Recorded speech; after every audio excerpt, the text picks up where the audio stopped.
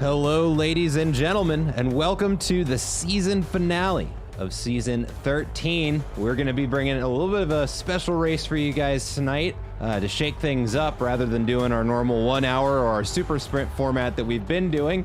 We've decided instead we're going to end the season on a 90-minute race at Valencia, which is going to it's going to introduce a whole lot of variables that the drivers haven't been practicing for all season, so it's gonna, I'm thinking it's gonna shake things up pretty good.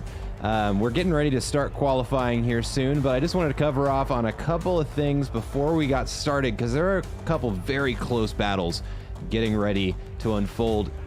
Let's take a look here. So it does look like Xu Chen is gonna win the title, but as an added bonus, it's 1.5 times points for this race because it's a 90-minute race. So people are going to be winning just a little bit more than they ordinarily would for a good race win. So that puts 210 points on the table for the top 10 or 7 drivers, and that is necessary. I mean, that causes there to be a mathematical chance that someone else could grab the championship.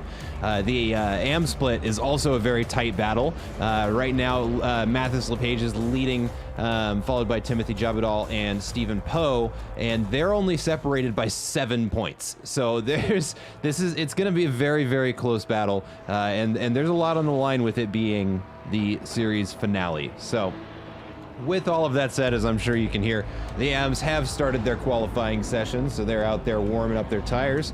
Let's go ahead and take a look over at the track, and we're going to start looking at some cars. All right, so Mathis LePage is going to be one of the first cars out. Let's see who else we got out there. We've got Stubby McNubby out there. Just behind him is a new name, is Patricio Carathanasis. I hope I got that right, because that was first try. Let's go. We've also got Jose Estee out there, the number 29 car of Steve Poe. Followed shortly behind him is Timothy Jabadal. We've already got a yellow flag.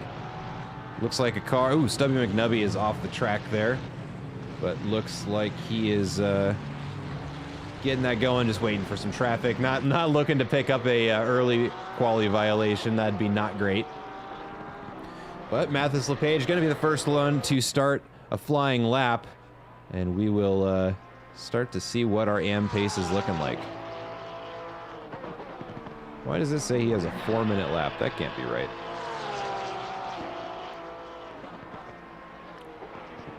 Weird. That's supposed to be the current live lap. Oh well. We'll come back to it.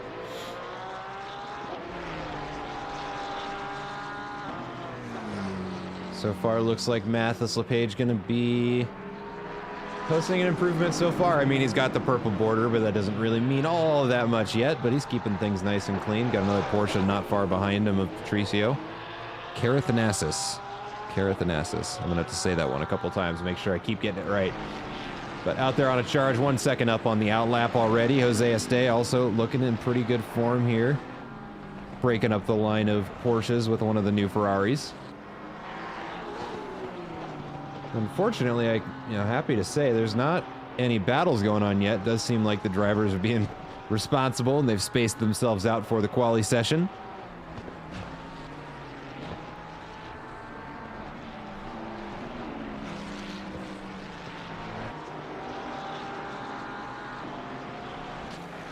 And then kind of an interesting coincidence here, we have 18 cars on the track, and it is an even split between 9 amateurs and 9 pro drivers. Actually, as I say that, though, Tomás Ortiz is going to join in. Now it is 19 cars.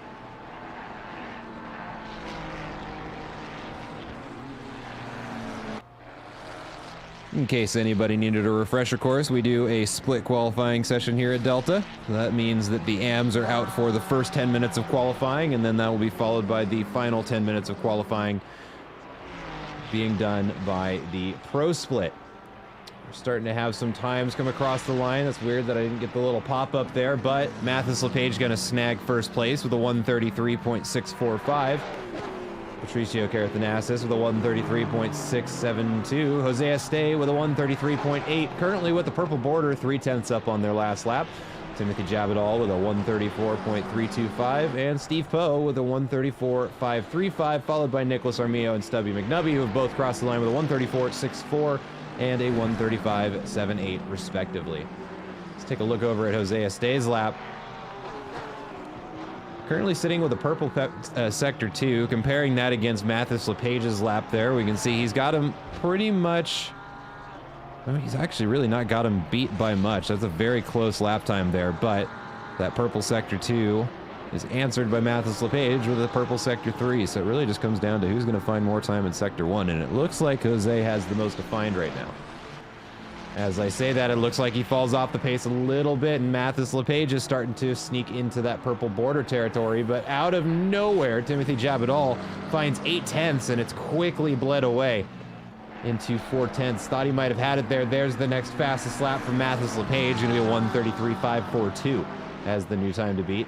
Steve Poe also looking to make a pretty big improvement here. 7/10 up, so is Stubby McNubby. Let's see if that lap time is fixed now. There we go. Steve Poe crosses there. Well, I did that wrong, but Steve Poe up into second place with a 133.650. Not far off of the leader at the moment, so sure he'll be happy with that result.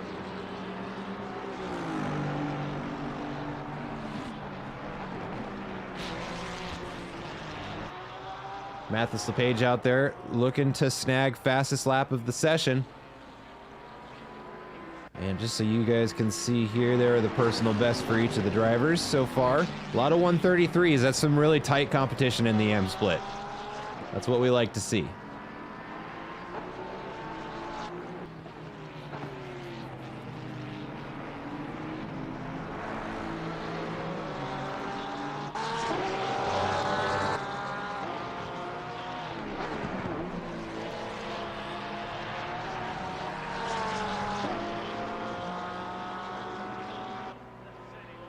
He is continuing his charge. Just the final corner to go. Let's see if he can hang on to it.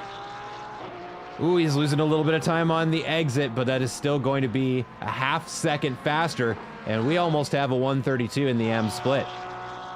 Mathis LePage going to snag that provisional pole, and I think he might just hang on to it, although Patricio Carathanassis will cross the line with a 133.322. Not too much farther to go, but still has some time to go in order to catch up to first place Mathis LePage.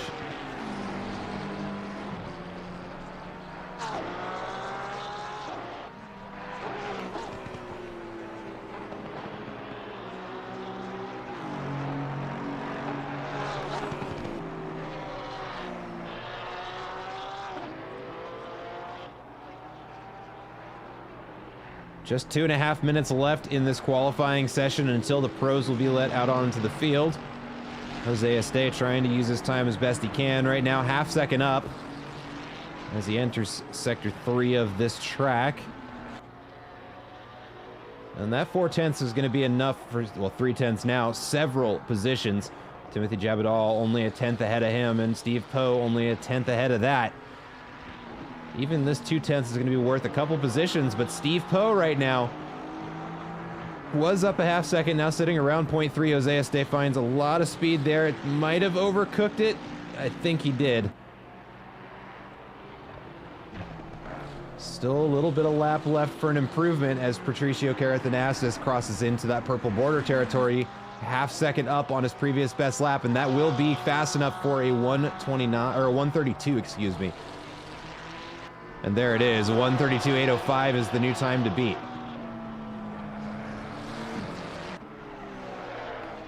Jose Este across the line with a 1/10 improvement will bump him up the board into 4th place. 6/100ths of a second faster than Timothy Jabadal. Not a lot of margin there. So Jose is going to have to get out and improve on this lap, or Timothy is pretty much guaranteed to take that position back.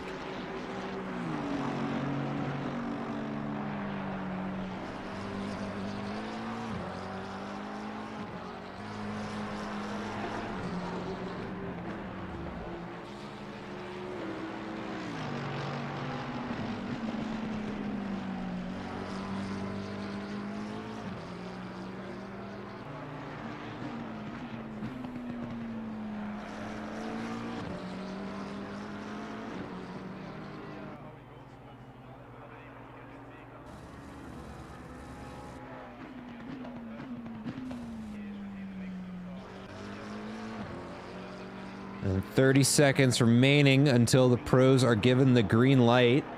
And of the AMs still out on the grid, we've got Timothy Jabadal, Nicholas Armijo, and Stubby McNubby still looking to set lap times, but they are rapidly running out of time to do so. Stubby does push himself into the green. There's 1, 2, 3, 4 corners left. And if we take a look over at pit lane, we can see cars starting to come off the jacks as they get ready to make their way out onto the track. Oh, there we go. A quick look at pit lane as everybody comes out. And the pros are led onto the field. Stubby McNubby going to go ahead and put that lap in. It looks like Nicholas Armijo not going to be able to make an improvement there. So let's go ahead and take a look over at the pro grid. Xu Chen going to be out in front. And I think that's Zach Doran and one other behind him. We actually have kind of a tight grid in the AM field, of which there have been more than a few warnings about, just because it increases the likelihood of a qualifying incident, which are judged more harshly, or penalized more harshly, I should say. Why are none of my skins working? That's very weird.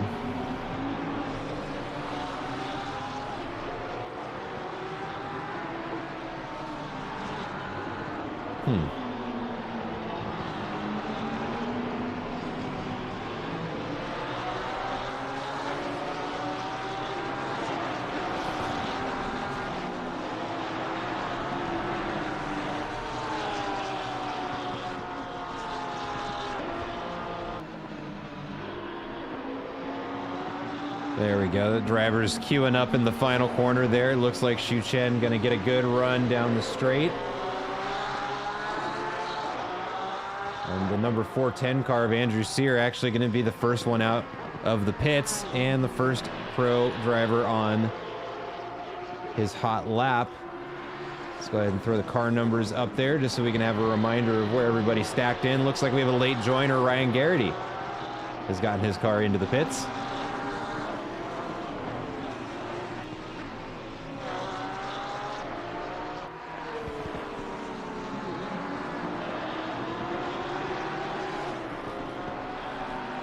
So far, things are looking pretty good. Xu Chen comes around the corner just behind him. That's to be followed by Zach Doran, I believe Ben Burchett just behind him.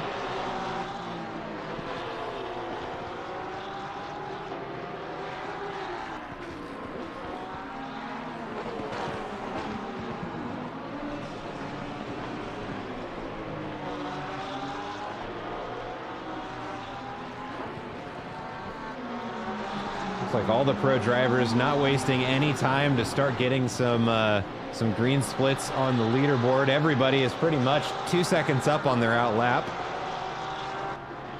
But Andrew Sear going to be wrapping up his first flying lap here in just a moment. Coming around the final corner now.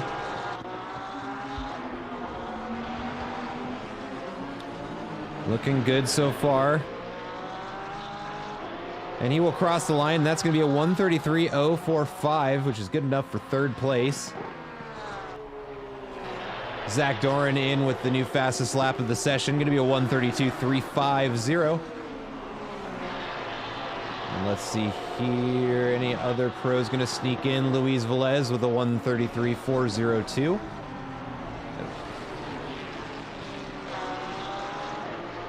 Tomas Ortiz in with a 1:32.8.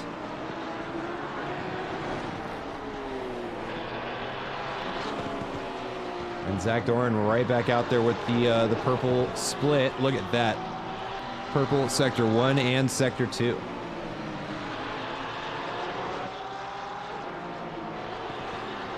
Xu Chen out making quite the improvement here. Let's see, he is 2.3 seconds up on whatever his previous lap was, which was... so this is interesting. It's hard to read because it's grayed out there. I'll read that number for you. It says 132.127. He's currently 3 seconds up on that. 3.2 seconds now. Make that 3.5 seconds. Oh, he almost invalidates there. but he has kept it valid. That's also a very sketchy spot of the track to get caught out on, but as he crosses the final corner there, 4.3 seconds up. And there we go. Okay, I was a little confused. That did seem too good to be true, but oh, wow. Xu Chen with a 131.617 is immediately snatched away from Zach Doran with a 131.467.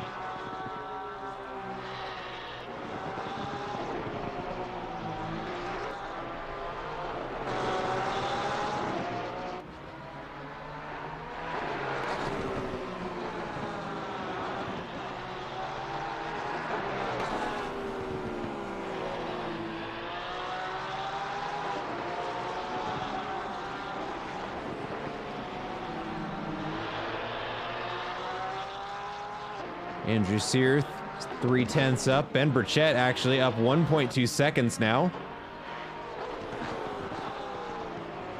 And let me throw up some personal bests there just so we can get an idea of where everybody's at. Got a lot of 133s and high 132s. I think we're looking at a pretty good race, ladies and gentlemen. Ben Burchett continuing to improve here.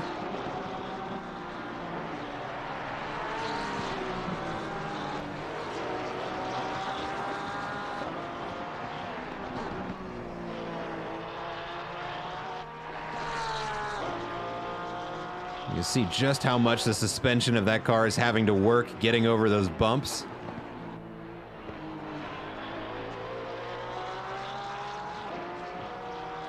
But he is going to hang on to that improvement. His new personal best as he crosses the line is going to be good enough for 7th place with a 132.960. Mario Carrasco looking at making an improvement here as well. Half a second up right now. Coming around the final bend.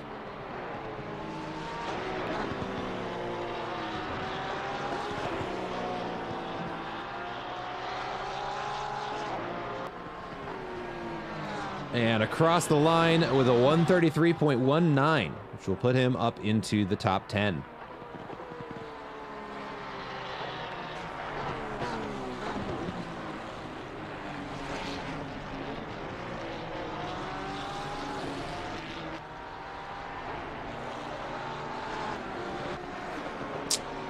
I think I'm noticing a trend here looking at those manufacturers. You guys notice the same thing that I do? Or am I just crazy? I see a lot more of one car at the top and a lot more of one car at the bottom there. Not sure what to make of that. 2 minutes left in this qualifying session. And we have some blisteringly fast times. We've got a 131.467 out of Zach Doran, currently sitting in first place. Xu Chen just behind him with a 131.617. Mateus Alves looking to make an improvement here. 0.3 up as he comes around the final corner. And Ben Burchett sets a new personal best as well with a 132.395, moving himself up into 4th place. Mateus Alves snatches it right away from him with a 132.21. Ben is out there kind of looking at, he's starting to get into the green, now 0.2 up.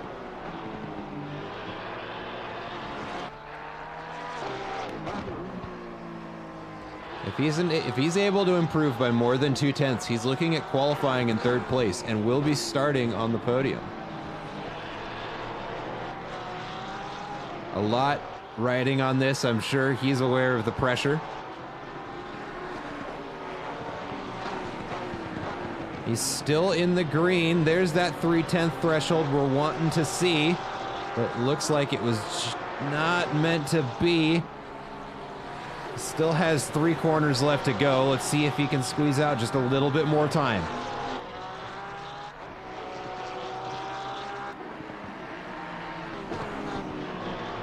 Ooh, that was an aggressive line there. And it looks like he lost the back end, but he will have enough time to get across the line and go out for another lap. Speaking of being able to get in another lap, I don't know if Jeff Spangler is going to be so lucky, and he has not set a qualifying lap yet.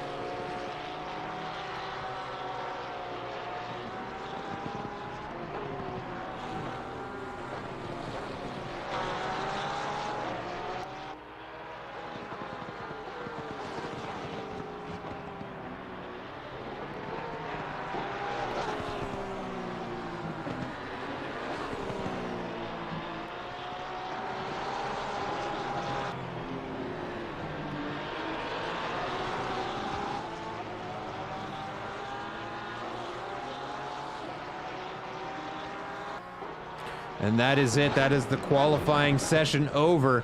So Jeff Spangler is going to be stuck with the lap that he's on. I'm looking around the field, and I don't know if I see. It looks like Mario Carrasco may make an improvement. Ben Burchett's out on his last attempt here. And Jeff is not going to qualify. Let me see if he is one that... No, he does not have a quali ban. I'm not sure what's up with that. Interesting decision.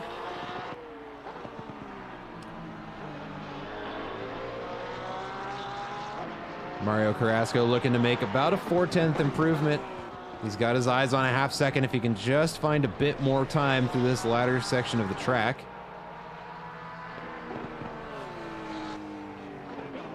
Let me throw up those personal bests again just so everybody can see where the field is at.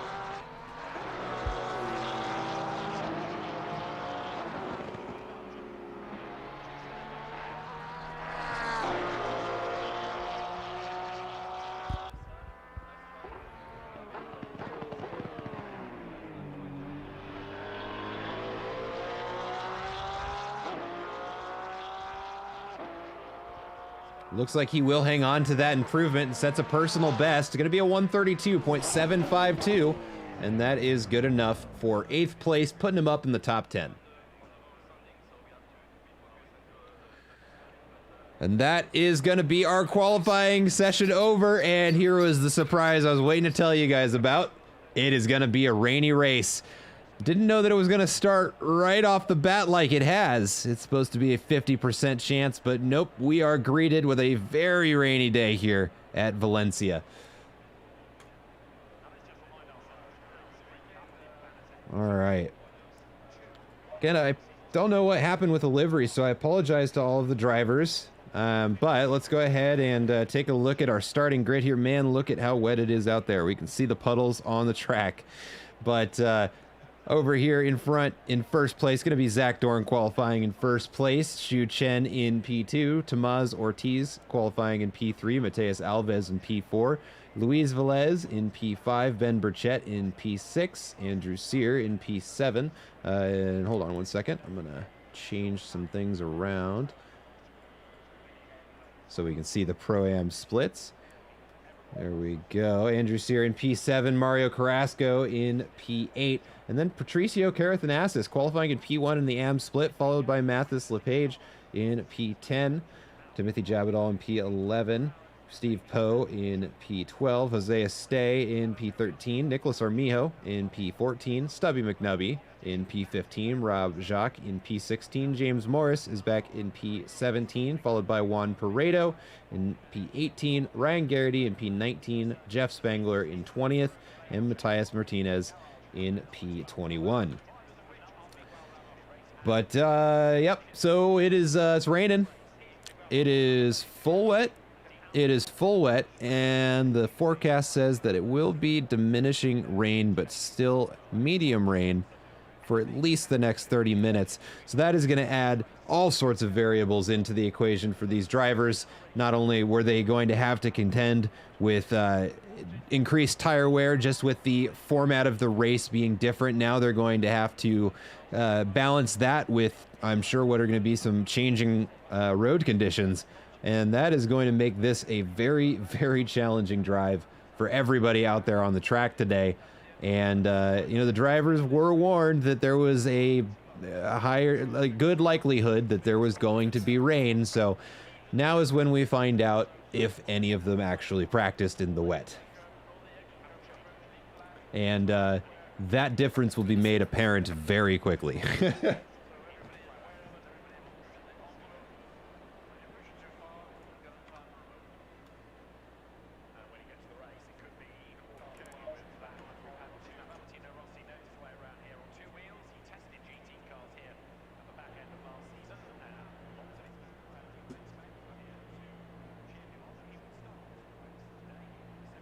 All right, and there we go. The formation lap starts. And we are going to get this show on the road.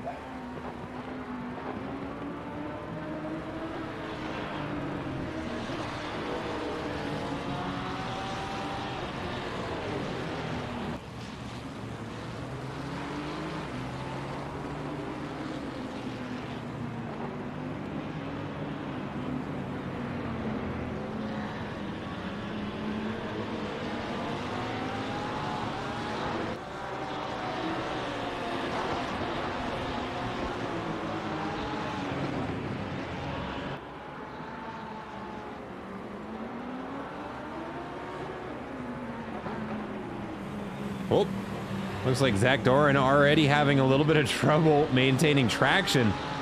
And that might be spelling kind of the beginning of the end for our drivers. Oh no.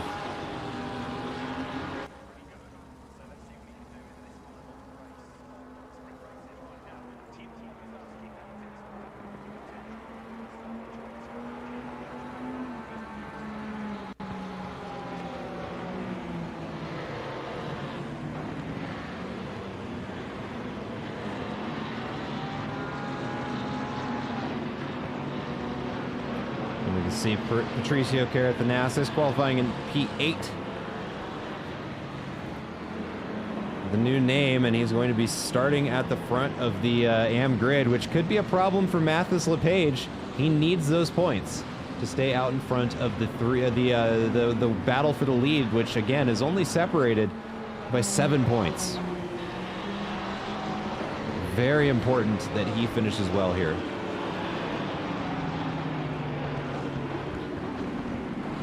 But without further ado, that is going to do it for everything leading up to the race. I want to say a final thank you to everybody who joined throughout. Hope you enjoyed the show up to this point. And now we are just waiting for the green flag to drop, and we will kick off the final race of Season 13 with 90 minutes here at Valencia. And we're going to be starting it off in the rain.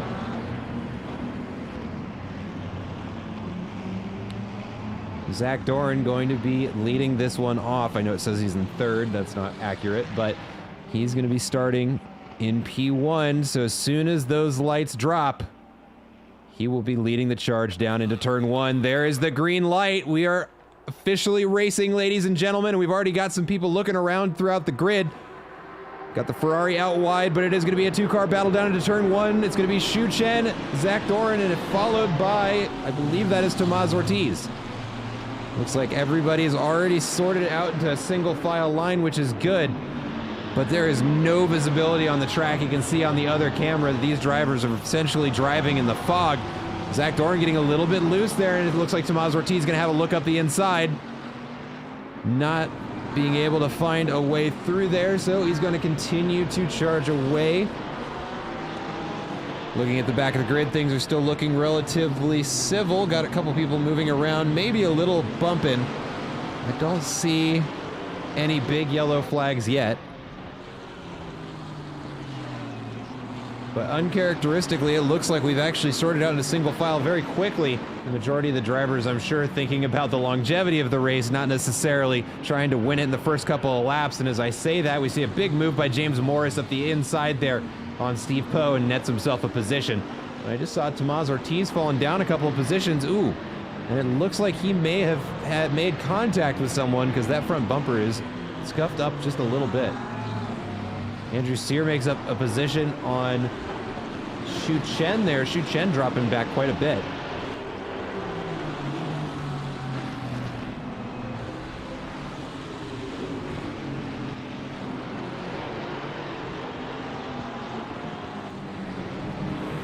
Steve Poe getting very, very close here. Oh, and we've got Mario Carrasco there off wide, and several people dropping back positions. Let's take a look over here. Tomás Ortiz having a look at Mathis LePage. And he's going to try it on the inside and pushes pushes Mathis off a little bit wide there. Ooh, Stubby McNubby out in the sand. See a good move there on the inside by James Morris.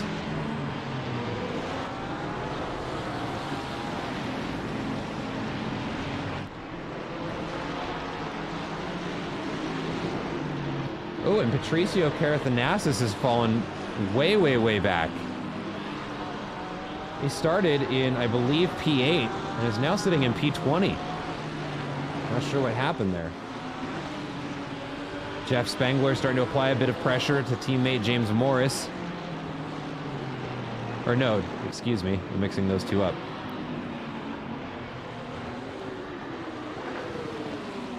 But friendly competitors nonetheless.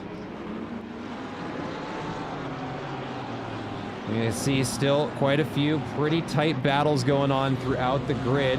Ooh, and we got a big yellow flag for Tomás Ortiz. He has spun around. It looks like turn 7. Finds his way back out onto the track. And then there's this battle going on over here.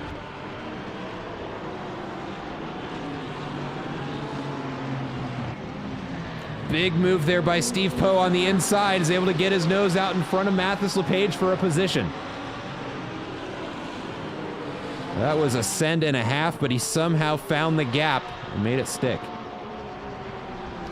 Mathis LePage not happy about that. We can see him looking to the inside, and he is right on the bumper of Steve Poe. That is too close, boys. There is contact, and it looks like Mathis LePage is the one that'll pay the consequences for it.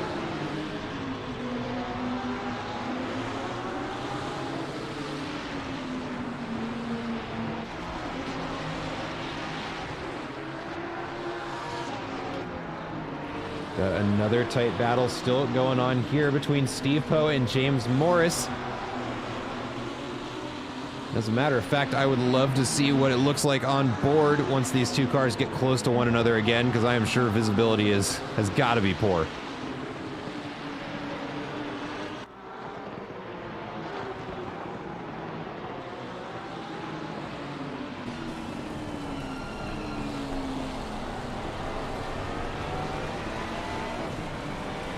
Now on board with James Morris.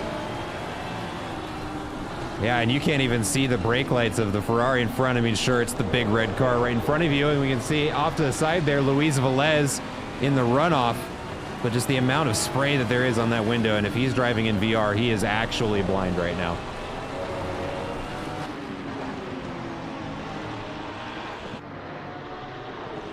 Mario Carrasco making a pass there on Luis Velez on the inside. New fastest lap of the race going to come out of Zach Doran with a 139.8. A little bit of confusion on who was going to go through in what order there. Oh, and Mario Carrasco is shoving the Ferrari of Luis Velez off the track. Yeah, you can't do that. That's not okay. It looks like he lets him through. But I don't know what that was about. Steve Poe there gets Matias Martinez up the inside.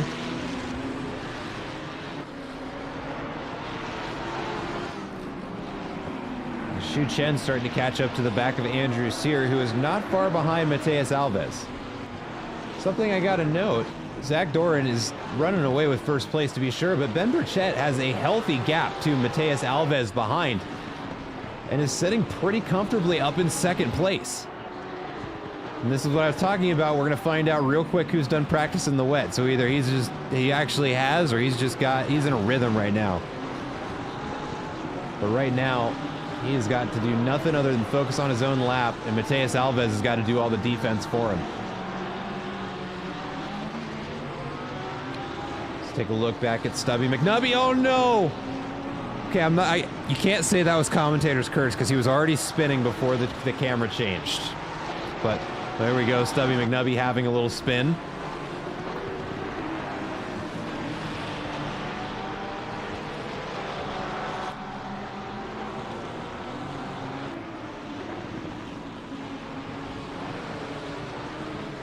Ooh, that was very close there. A little late stab of the brakes for Ryan Garrity, but Tomás Ortiz loses the back.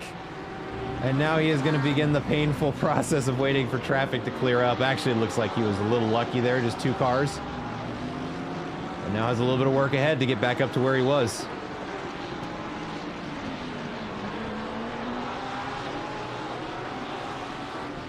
Something I want to point out here, 8 minutes into the race, but still a relatively tight grid. A lot of the cars are still kind of close to one another. Let's take a look back here at Mathis LePage. Ooh, right as I say that, it looks like Rob Jacques has gone off the track, and that's going to let him through. Stubby McNubby makes a pass on Jose Este off screen. And Xu Chen is really starting to catch up to Andrew Sear, and I don't think it's Andrew slowing anybody up here. but there is a long train of cars that's catching up to him. Oh, Ryan Garrity is off the track, unfortunately. Steve Poe and Matthias Martinez are getting very, very close now. Oh, Mateus Alves is off track now. I'm trying to keep track of it all, but everybody is everywhere all at once. Ooh, Luis Velez off a little bit wide. Tricky spot to get back on there, and it does allow Mateus Alves through. Now Mario Carrasco going to have a look.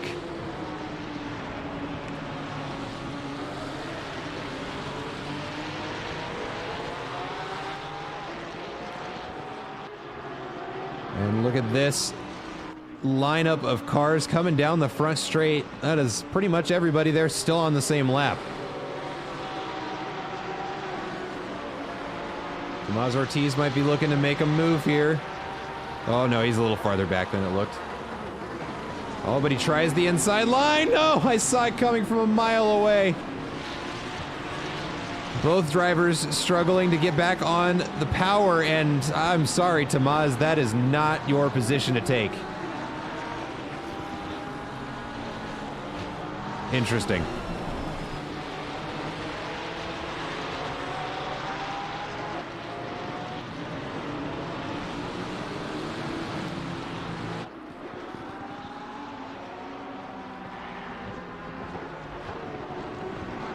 James Morris now getting pretty close to the back of Jeff Spangler, both of which have made a phenomenal charge from the back of the field up to the front. Spangler up 16 places, Morris up 12.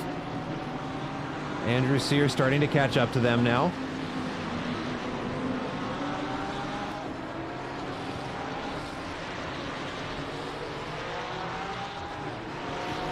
Ooh, and there's a big yellow flag over.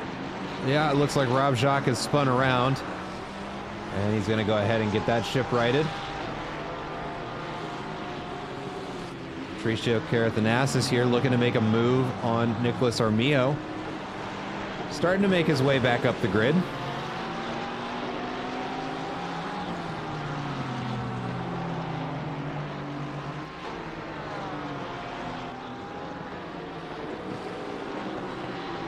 Ooh, and that is the slow spin of death there for Patricio Carathanassis.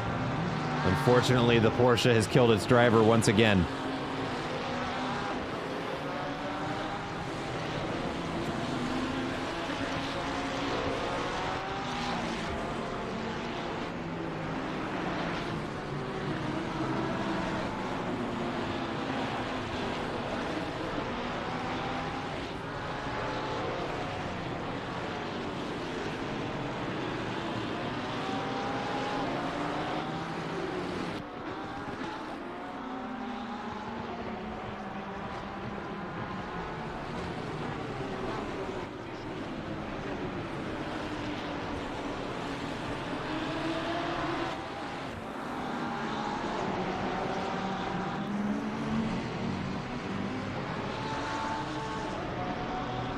Ooh.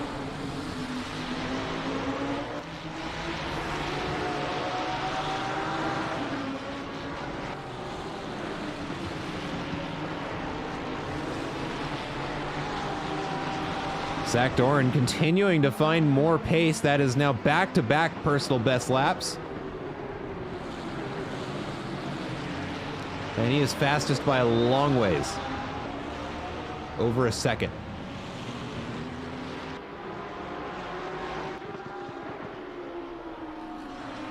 Here we go. James Morris maybe looks to the inside here. No, thinks better of it. He's going to file through there and look for another chance to attack.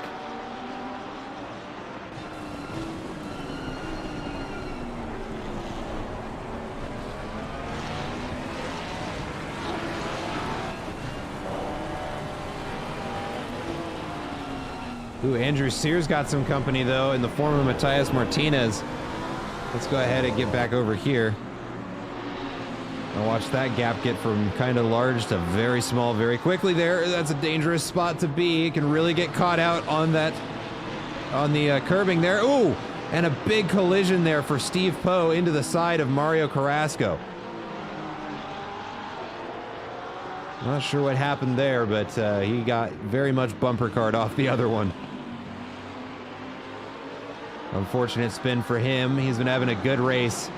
Let's see if he can focus up and get back up there. He's got the pace. He's been there once. Just got to get back there.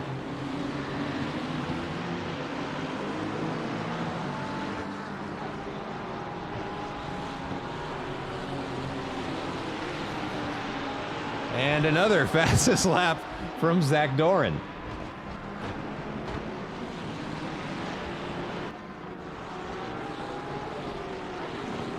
Timothy Jabadal here, starting to put some pressure onto Stubby McNubby in the Aston Martin in front. Nicholas Armillo right in front is also in the crosshairs here in this three-car battle for 15th place.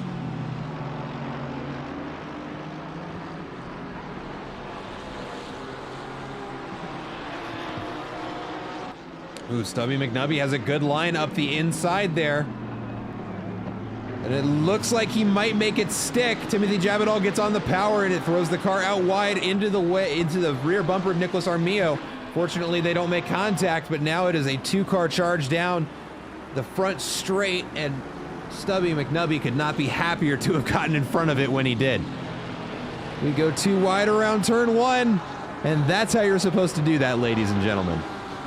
Right there, Timothy and Nicholas just demonstrated how to go too wide in the wet at turn one. Well done, boys.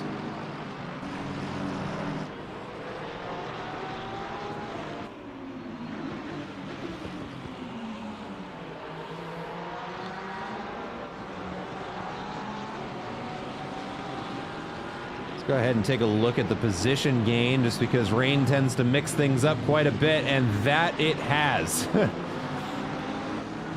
Almost everybody falling down the board, but we got a couple big winners looking right at Jeff Spangler and Jeff Morris. 15 minutes into the race, they're up double digits, as is Matthias Martinez.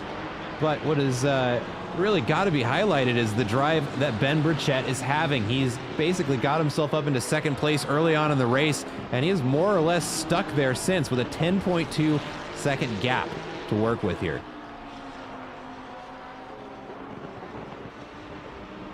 And there's Xu Chen, almost 2 corners back. And Xu Chen, very, very, very quick driver. We all know this. And that's not to say that Ben Burchett is any slouch, but man, he is doing well here at Valencia tonight. Ooh, a yellow flag for Luis Velez is parked on the runoff of turn one. And we see him there joining the track.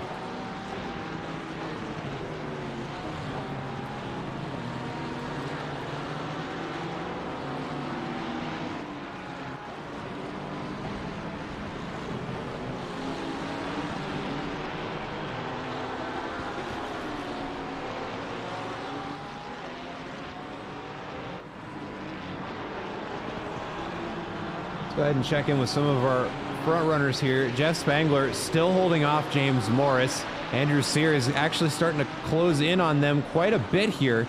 James Morris looks to be getting the draft down the straight. Let's look at the aerial here. That does look like he's getting just a little bit closer. Especially going through turn one. He got a good run through there. Going to be difficult following this close through these corners, though. That dirty air coming off the back of the Ferrari is going to make it difficult to not understeer, especially with the road conditions looking the way that they are. But James Morris not pulling any punches, though. He is going for that pass. He's got Jeff Spangler under some pressure here, and he's going to keep applying it.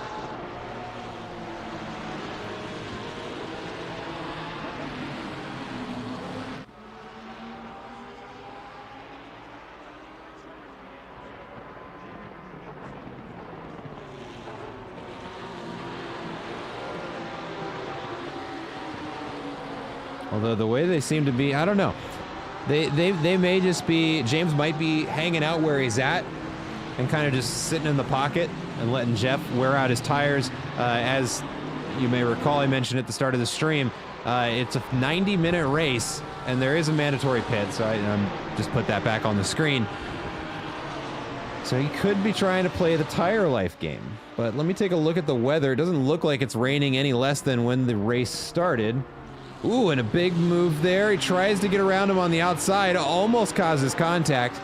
They managed not to. Let's see, looking at the weather forecast, in 10 minutes we've got a slightly reduced rain, so it'll still be medium, and then it picks right back up 20 minutes from then. So I think we may have a wet race for the majority of this.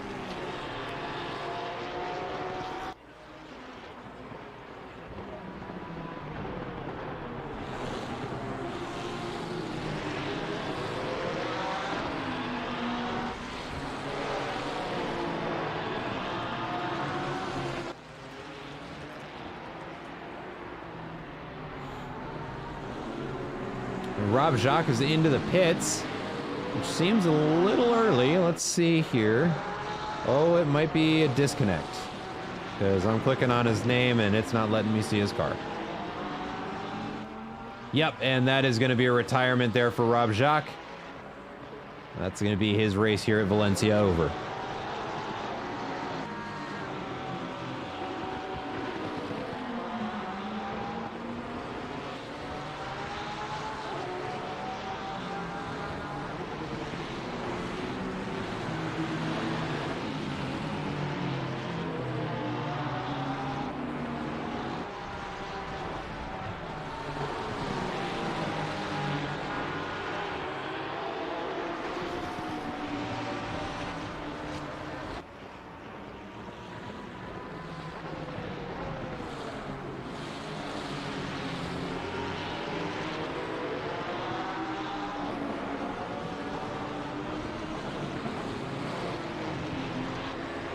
Now, if I'm not mistaken, that is Jose Este. We've seen him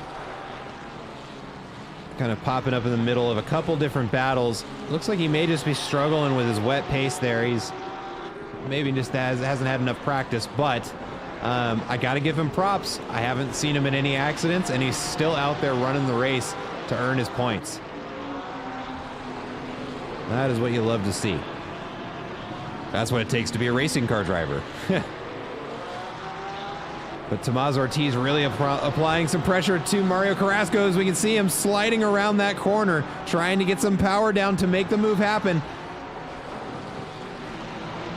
And he is drifting that Porsche, just trying to do anything that he can to get out in front of Mario Carrasco. And we can see the gap there is just a quarter second as he tries to make his way through on the inside, and that is going to be the move done.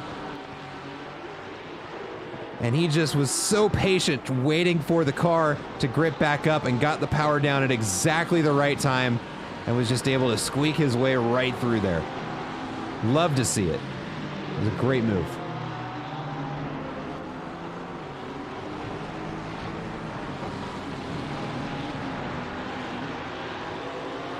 Ooh, and that is going to be Mateus Alves there off the track. Oh, and it looks like maybe we have another one, Jeff Spangler. Oh, where is Jeff? Jeff. Uh-oh. That's not right.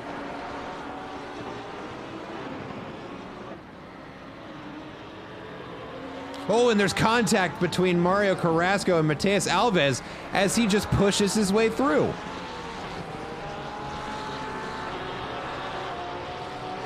And that is, I believe, the second time now I've watched him do something and thought, man, that's not okay. Anybody who's been watching me for a long enough time knows I have a pretty firm stance on commentators not giving judgment on incidents that are happening. I just don't think that it's in good taste. But I've got to call that out when I see it. That was pretty bad. There was no attempt to allow the other car to get out of the way. There was gas pedal down to just push his way through. That's not cool. Ryan Garrity and Mateus Alves going at it. Mateus, after that incident, not shaken, going to be trying to get that position back. And right now, unfortunately for Ryan Garrity, right now in P1 in the AM split, he is in the way of Alves being able to do that. Oh, and he goes off wide. Accidental or otherwise, that puts him right in the crosshair of Mathis LePage.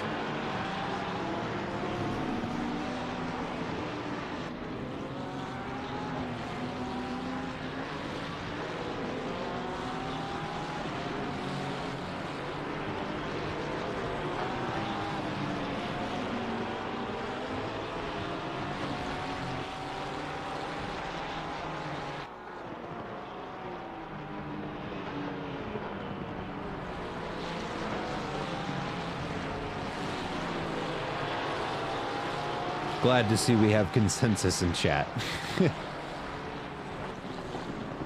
So looking around here, Zach Doran still running away with the lead, 14.2 second gap to Ben Burchett, who is still up in second place and doing an excellent job of fending off Xu Chen, who's 2.7 seconds back. He is starting to close down that gap, but not maybe as fast as he'd like to. A couple seconds back here. James Morris and Andrew Sear still going at it. Andrew slowly starting to reel in James Morris. And looking at battling for fourth place here. Matias Martinez doing pretty well. Kind of doing his own thing right now, up in sixth place. So is Tomás Ortiz in seventh. Mario Carrasco is in P8. And Mateus Alves is closing in on him to take that position back. Ryan Garrity in a pretty close battle here with Mathis LePage. So let's take a look at this.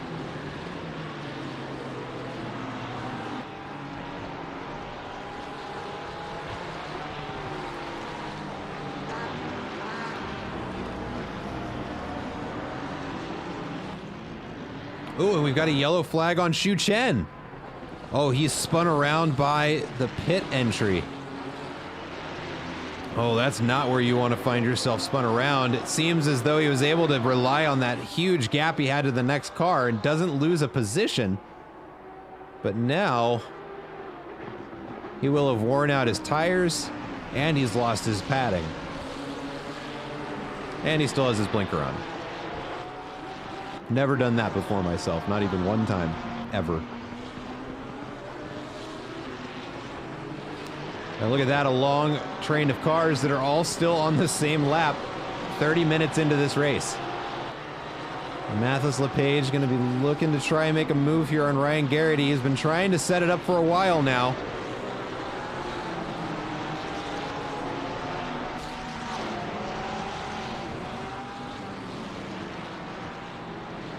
Oh, and he might just get his wish here soon if he can get the cut back in. Let's see. Now Ryan Garrity just able to carry way more speed through there.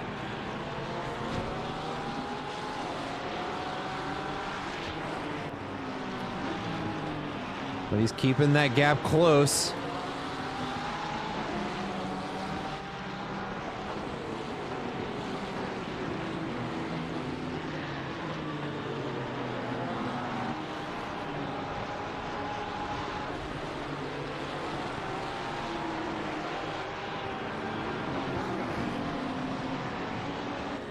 Ooh, a little bit of a slide there for Mathis.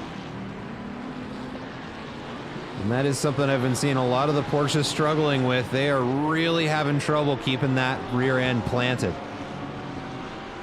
Especially through corners like that, and those curves have just got to be like glass right now.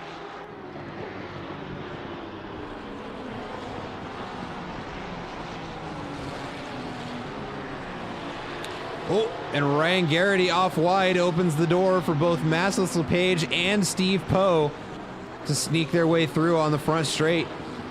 And Mathis moves himself up into the top 10.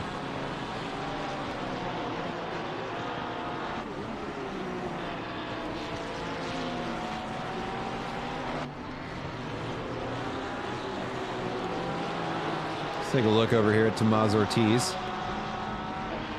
Fighting his way back up to Mario Carrasco to try and get that position back.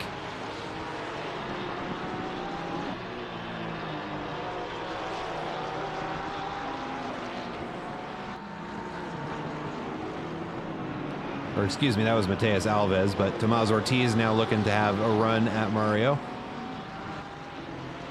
White flag for Andrew Sear. Oh, and Andrew has had a spin. Oh, you better get that card going. Oh, you don't have a lot of time left.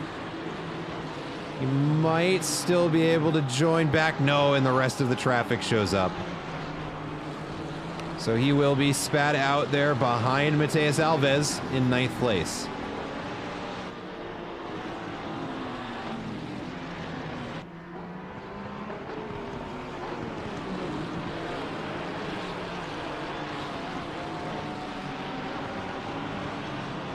Got another yellow flag here. Looks like Patricio Carathanasis there has a spin out in turn 1. Oh, and Steve Poe goes up the inside and makes contact there. Tags, it looks, who was that? Mathis LePage? Yeah, tags Mathis LePage on his way through. And that was quite the dive bomb there. If there was no contact, I'd say that was his position, but fighting him like that down into turn 1. Ooh, but it looks like a bit of a mistake for Mathis LePage, and Steve Poe's going to get around him anyways.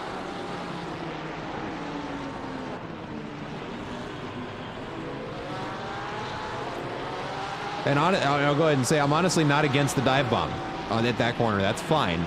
But doing it in the wet like that is a little bit different of a scenario. Both drivers very lucky to not have ended their race right there.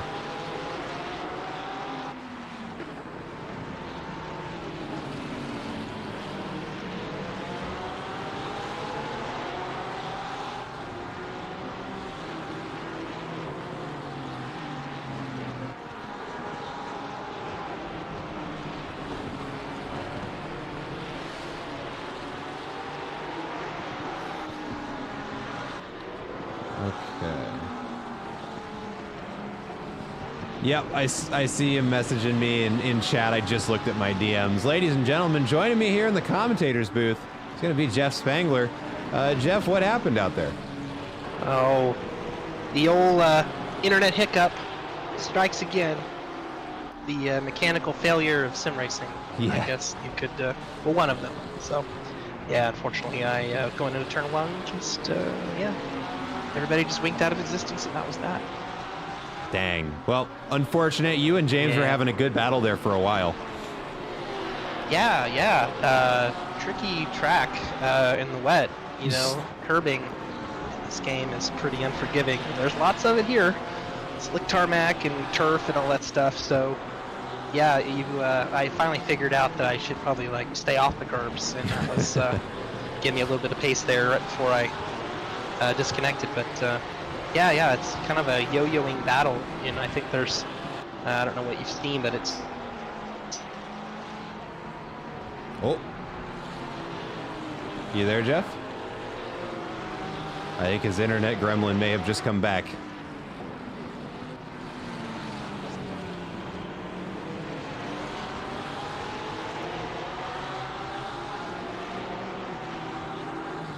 Oh, and my Discord crashed. That's cool. He took me down with him.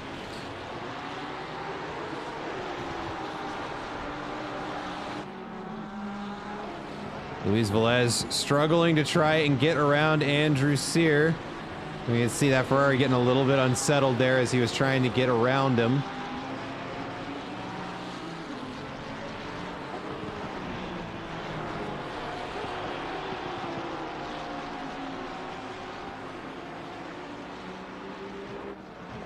I just threw up my my feed there for you, Jeff, if you're there. I think we lost him. That is all right. I'm sure he'll join us as soon as he gets his internet sorted out. But Ryan Garrity right now with a run on Mathis LePage down the front straight. Steve Poe just right in front of him. Does look like he's been able to stay out in front of Mathis since that last overtake. We'll see how long he's able to keep it up.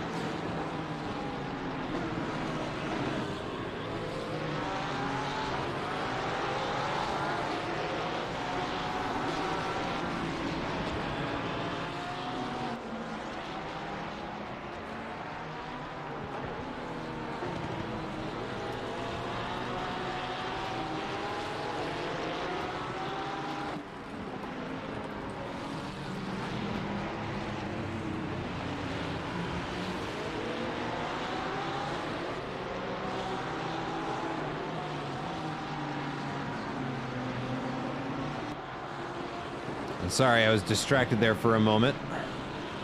And I'm pretty sure I just missed something.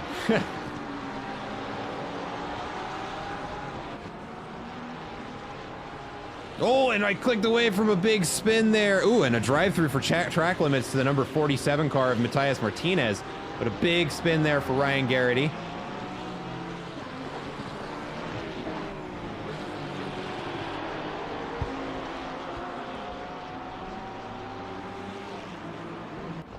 Matthias Martinez is going to serve that right away. He's already into the pits. And we are slowly approaching the halfway mark of this race with 55 minutes left on the clock.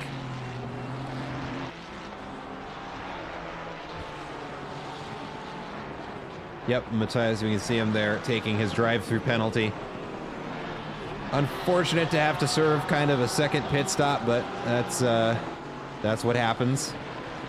Oh, Matheus LePage looks for a way through and kind of finds one. I don't know if that was the cleanest pass I've ever seen, but it doesn't look like it matters all that much because Luis Velez finds his way back out in front. I think there was a little confusion on who was going where there. A little miscommunication between gentlemen. Stubby McNubby looking to make a move on Matthias Martinez now.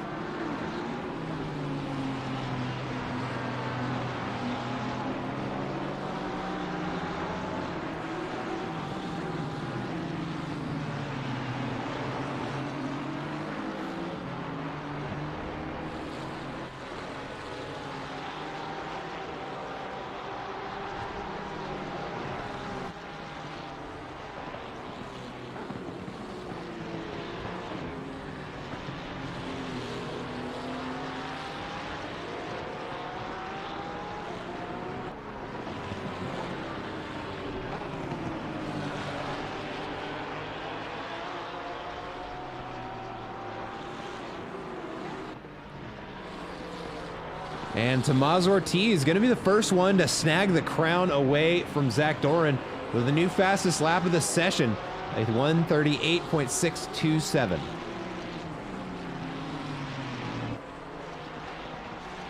It does look as though, as we await the pit cycle to begin, we've kind of gotten to the point of the race where we're settling into the positions we're in. And a lot of the action's kind of broken up here as the grid is spaced out. And the drivers have kind of gotten used to the drivers they're around. That said, Matheus LePage is still applying a good amount of pressure to Luis Velez here.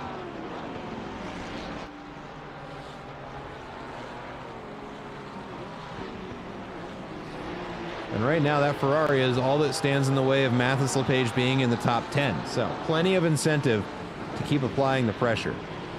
Oh, that's not the right kind of pressure to apply. Come on, gentlemen. Looks like he'll be the one that's punished for that. Falls way, way, way back after that.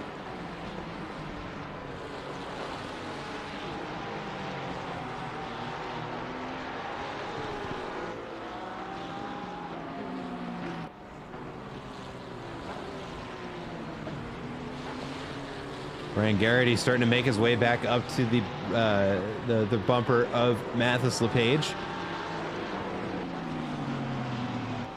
Ryan Garrity having a good race, up 7 positions since the start. It would be a little farther up, but oh, looks like a spin for Mario Carrasco in the final corner there. Going to cost him a position to Steve Poe.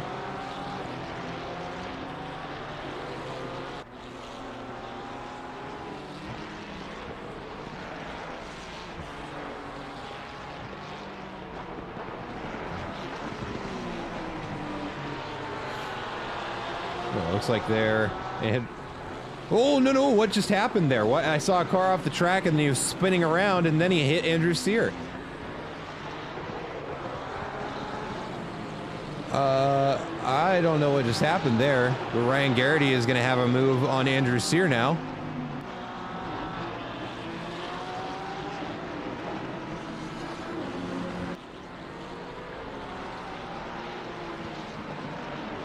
Huh, I'm gonna go take a look at that replay real quick, folks.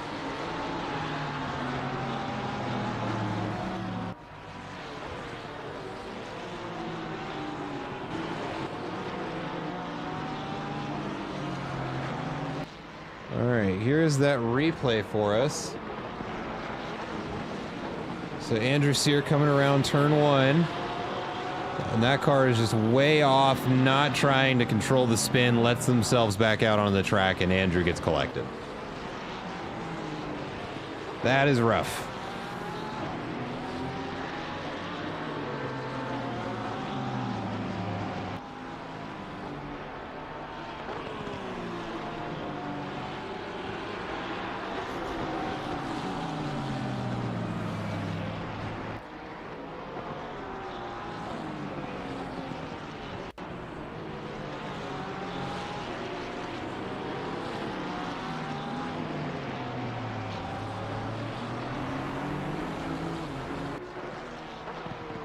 Ooh, we see a car way off to the outside there. I believe that's Timothy Jabadal.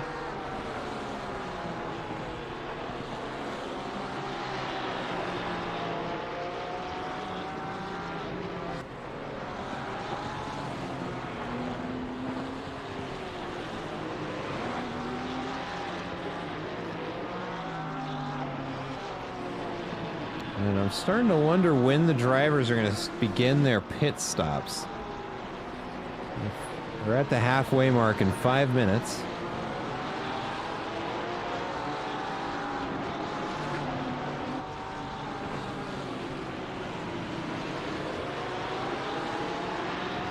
But I think how I would do it, given the weather conditions, is I would probably stay out for an hour and then come in, switch tires, refuel, and then go sprint for the last half hour. That's probably how I would do it.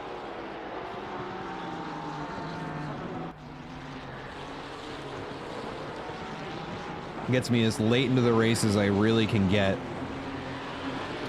Or maybe if without a stint timer, I might even just go out for as long as I can. Full take. Oh my! And Mathis LePage into the back of Luis Velez. Andrew Sear off track, and unfortunately, he gets nailed with a drive-through for that. Oh, that's disgusting.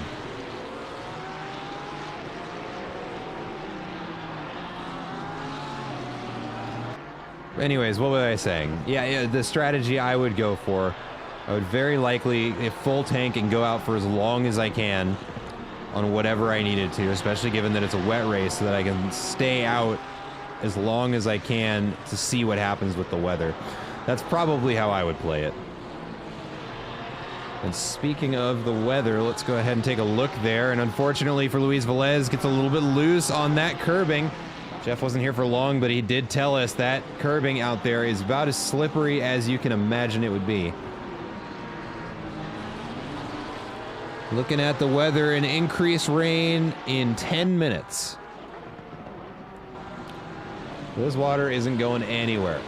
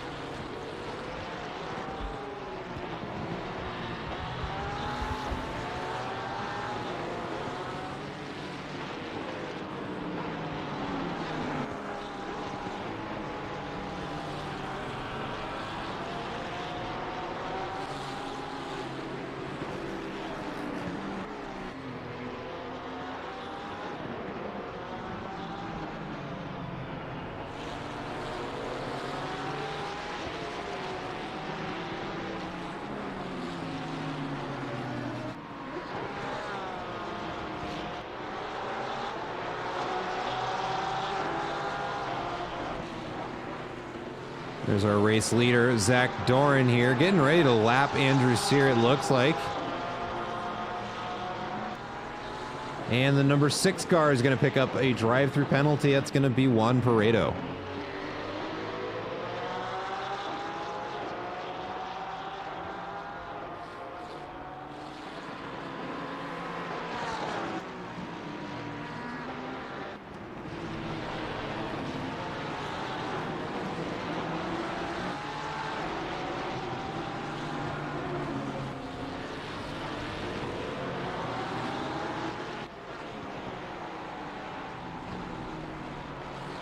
Ryan Garrity starting to close down that gap to almost nothing. Just a quarter second between him and Luis Velez. Late brakes on the outside.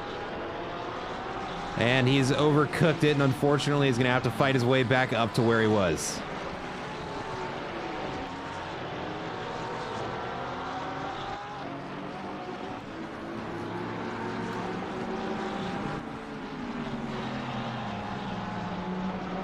Ooh, and there was a teleport back to the pits from Juan Paredo.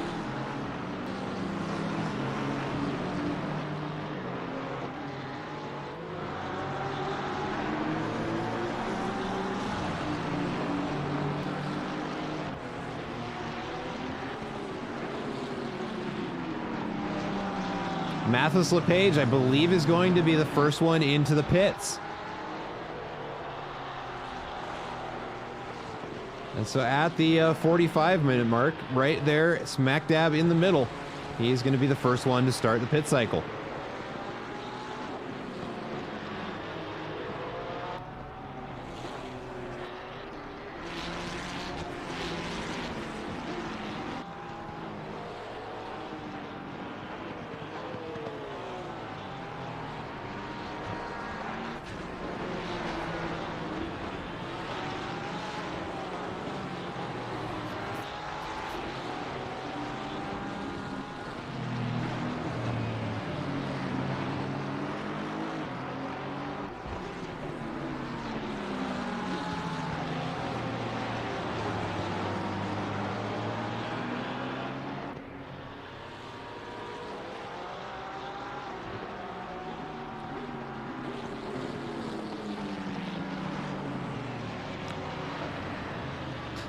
Ooh, Stubby McNubby off wide there.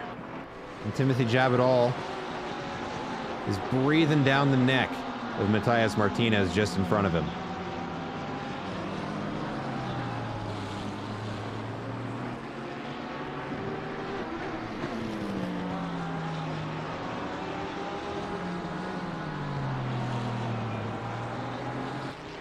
Oh, and Ryan Garrity is out wide there. Oh!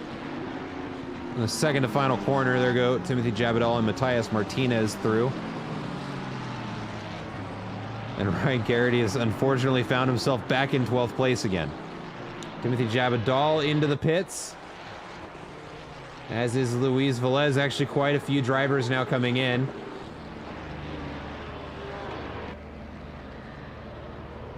Looks like the halfway mark was what most of the drivers were targeting.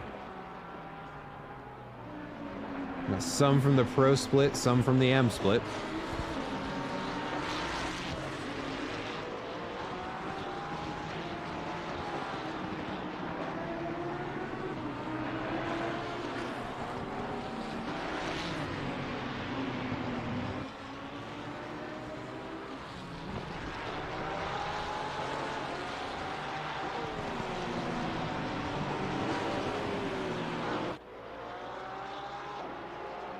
Mario Carrasco making his way out of the pits now.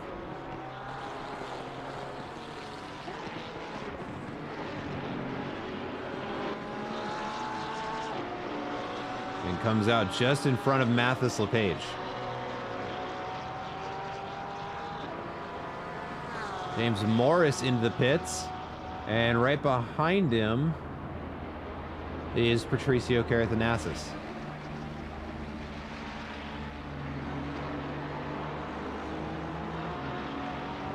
Ooh, Tomás Ortiz was off the track there a little bit, and I just missed who it was who picked up that drive-through penalty. I believe it was the 37 car of Luis Velez, but I could be wrong. Ooh, yellow flag for Andrew Sear. Unfortunately spun his Porsche around.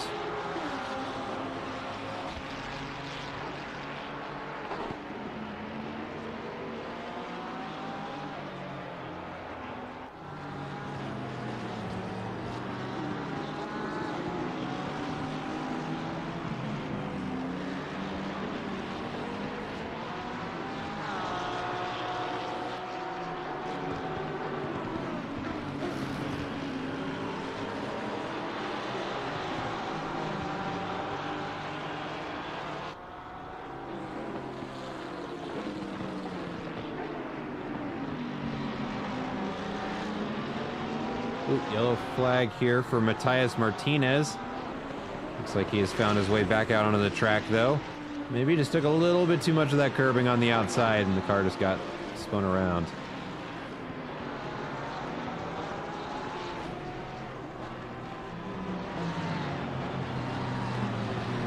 I was right, as the number 37 car, so Luis Velez with the drive-through penalty, and we can see there Timothy Jabadal on his way in for a second time.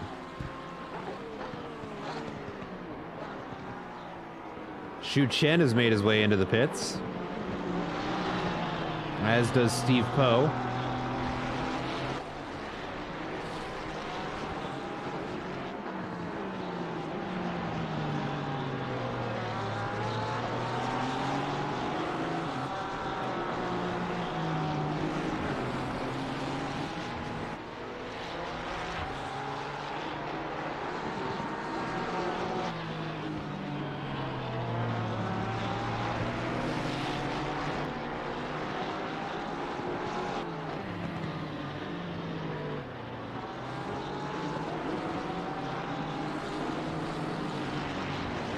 Where Carrasco has caught up to Nicholas Armillo.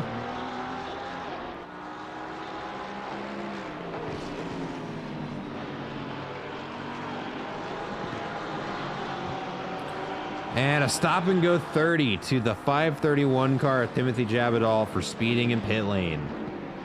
That is going to be a race crusher.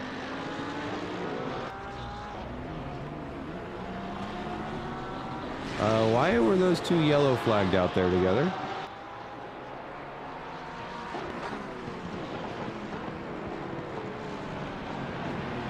Weird.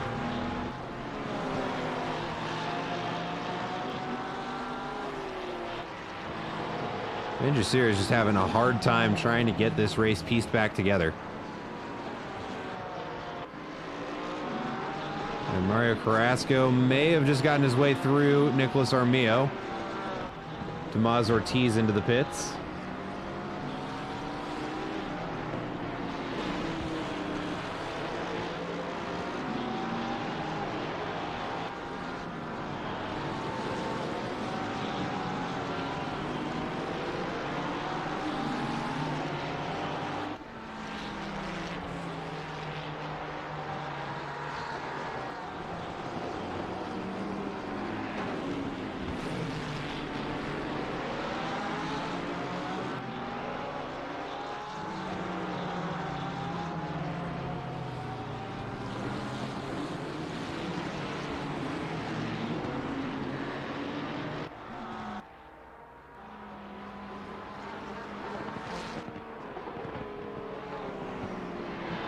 Got our eyes over on Ben Burchett right now, as we've been mentioning. Oh, and perfect timing as he goes ahead to serve his pit stop. Will go in before race leader Zach Dorn. We can see Andrew Sear right behind him, finds his way in. Ben having a phenomenal drive, currently in P2. We'll see where he's at after all of the pit stops come out, but I am fairly certain he's going to be right there, smack dab in P2 when he comes out.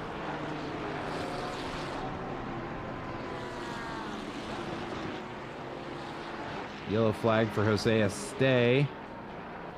Just caught out on the outside, and he has it towed back to the pits. Mario Carrasco has gotten very close to Steve Poe now. Ooh, that was a risky move there, but he's gotten around him.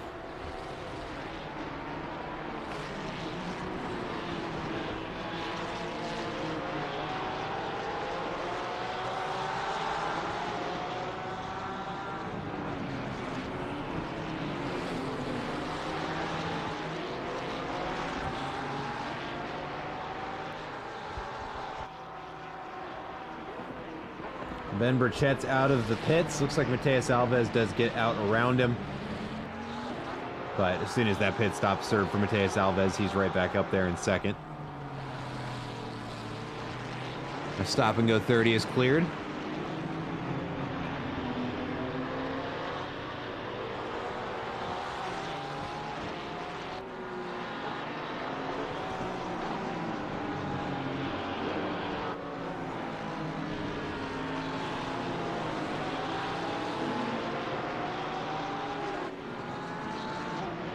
Ooh, and for the first time since the start of this race, Ben Burchett may have a little bit of competition coming out in front of Ryan Garrity.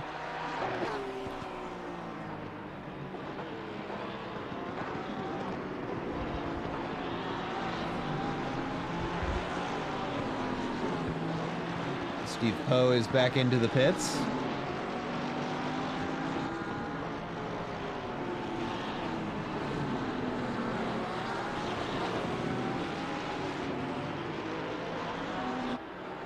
What's Zach doing?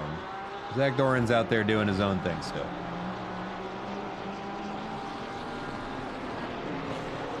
His last lap was the fastest on the track. No one else was even within a second of him.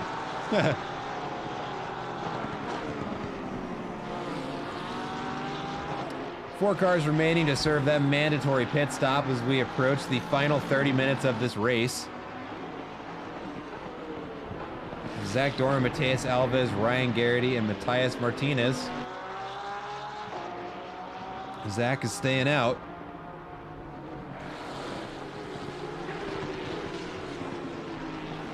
That is making me wonder what his pit strategy is. I wonder if he's doing what I had suggested earlier. I'm going to pretend that's what he's doing so that I can pretend to be smart. Looking at the weather, it is going to be decreasing rain for the next 10 and 30 minutes. It will remain medium rain all the way to the end of the race, though. So we are looking at a wet finish to this race.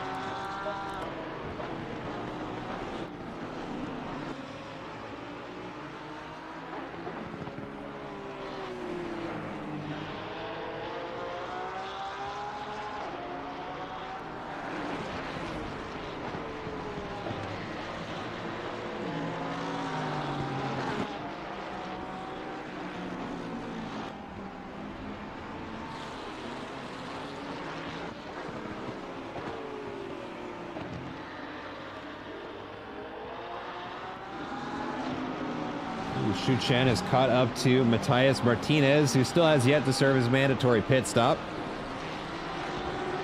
And now as punishment, he gets Shu Chen behind him.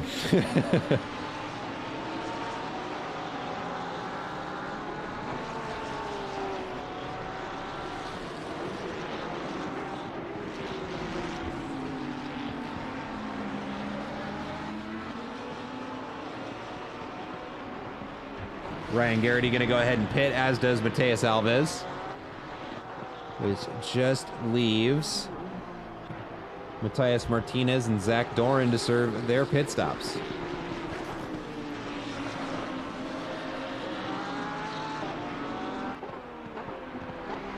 And Zach will not be doing that this lap.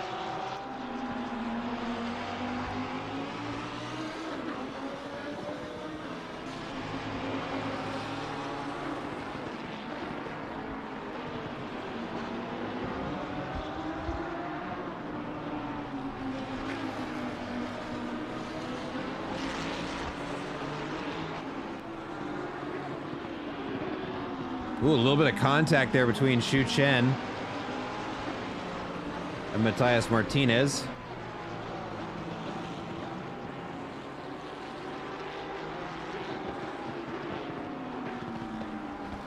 Yellow flag for Mateus Alves is stuck out on the exit of turn 1. Looks like Steve Poe does the same and has his car towed back, and he will retire the race. And that leaves 15.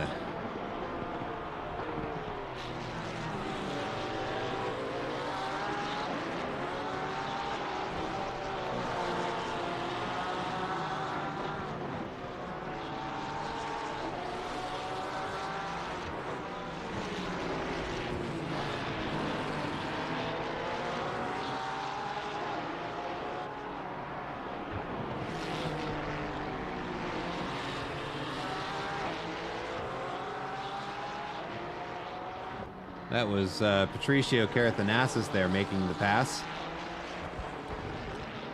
Pretty sure Mateus Alves isn't stoked about that, but that was fair and square. Or at least it looked like it.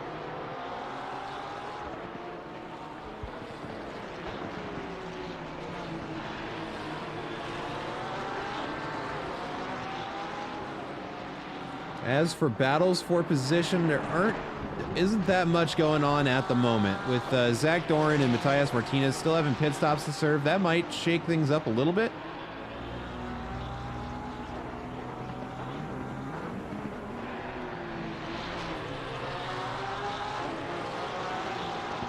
Ooh, a Porsche off the track there of Mathis LePage does open the door to Mateus Alves to kind of have a run at him.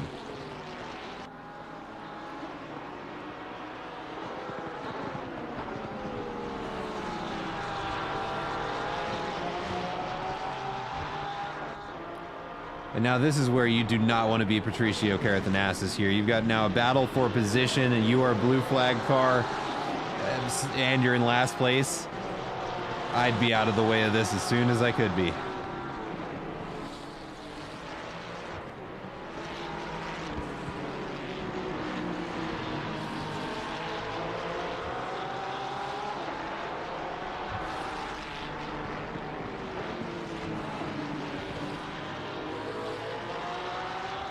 We can see there just by the little rubber banding that they're doing there. Mateus Alves wants to get through these corners faster than he is. I gotta hand it, Patricio's got good pace. He definitely has the pace to be battling with these two. And Matthias Martinez into the pits. And that just leaves Zach Doran, who at this point I am fairly certain is gonna stay out as long as his gas tank will allow him to.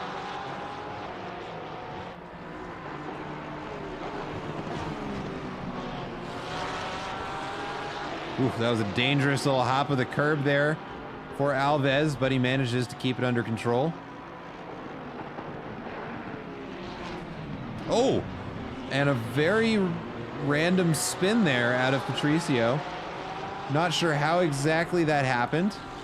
Maybe just a little early with the right foot there. But now these two will drag race down into turn one. An early stab of the brakes there for the Porsche driver is what allows Mateus Alves through. And ooh. And I'm not sure why Mathis LePage was so much slower there, as he almost gets backed into, or run into the back of. But Mateus Alves there makes two positions in the span of one straight.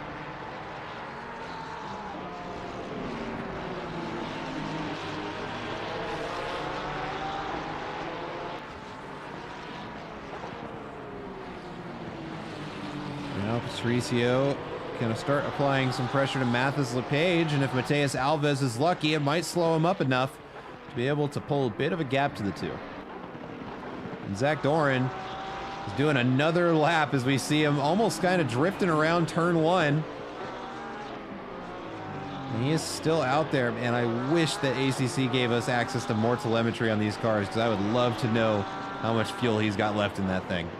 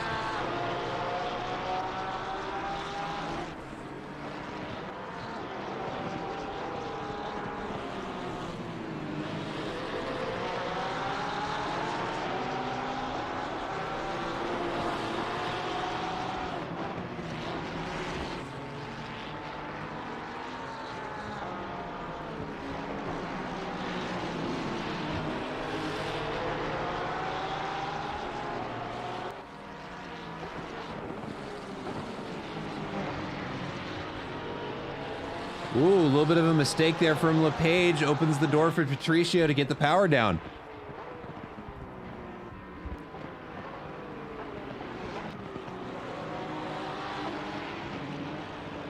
Let's see, where is Zach Doran? Is out on another lap.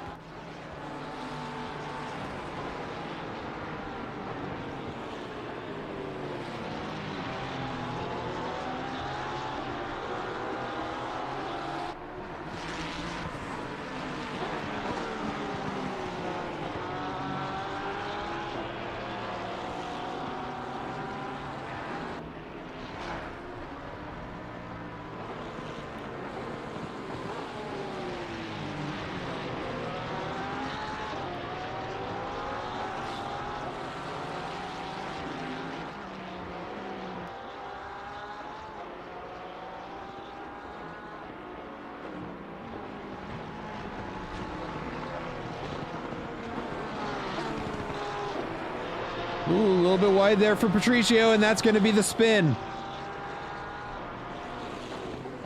That's a shame. He was doing a great job there keeping up with the competition. Oh, Stubby McNubby coming around turn 1 now. Ooh, please don't rejoin into him. All right, Zach Doran rounding the final corner. Will this be the one?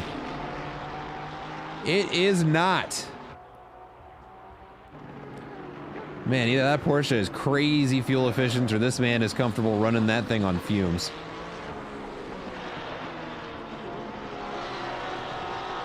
I wonder, does it show us if I go to the helmet cam?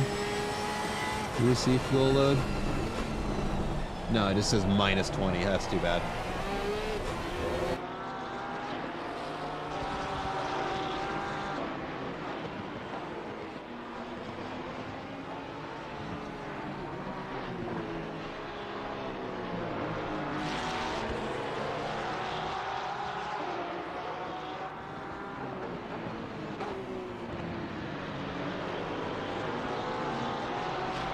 You can see him catching Andrew Sear there. Question is, will he stay out long enough to pass him, or will he pit for fuel? Obviously, he has no problem with his tires. If we look at his last lap time, 1:39.497. That is still very, very fast. It's faster than about half the field. All who of which served a pit stop.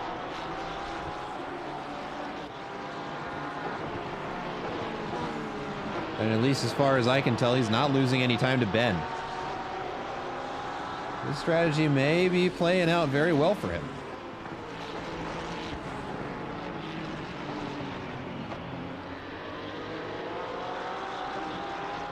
Ooh, a little bit of a slide there as Xu Chen snags the new fastest lap of the race with a 1:38.535.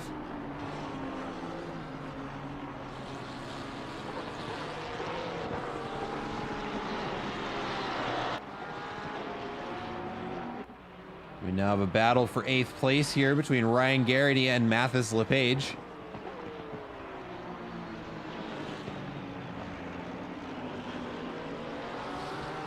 And this is for first place in the AM split.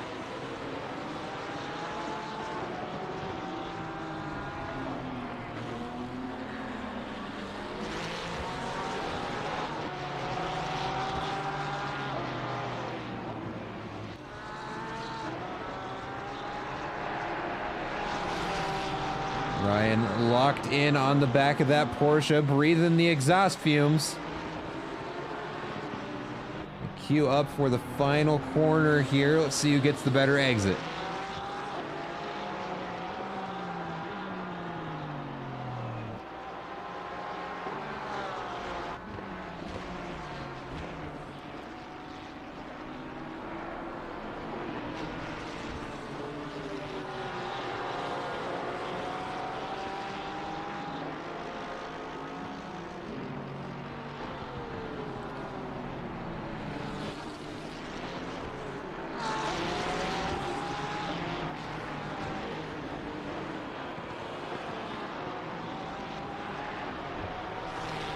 Oh, and number 47 picks up a drive-through for track limits. That is going to be Matias Martinez. And with 20 minutes left in the race, that is going to be a bummer for him. But what's really about to be a bummer for Mathis LePage is Ryan Garrity really starting to light him up here. We can see just how close that Ferrari is getting to the back of the Porsche. You still have 20 minutes left in this race, but after going for an hour and 10 minutes, when you see a position you can gain, man, that is the only thing in the world that you are focused on. And if you're Ryan Garrity, that's the difference between first and second place.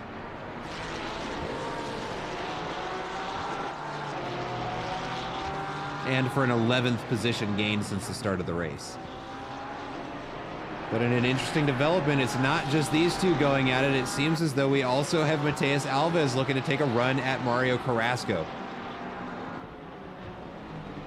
So let's do a little bit of this. I say it's time we watch both.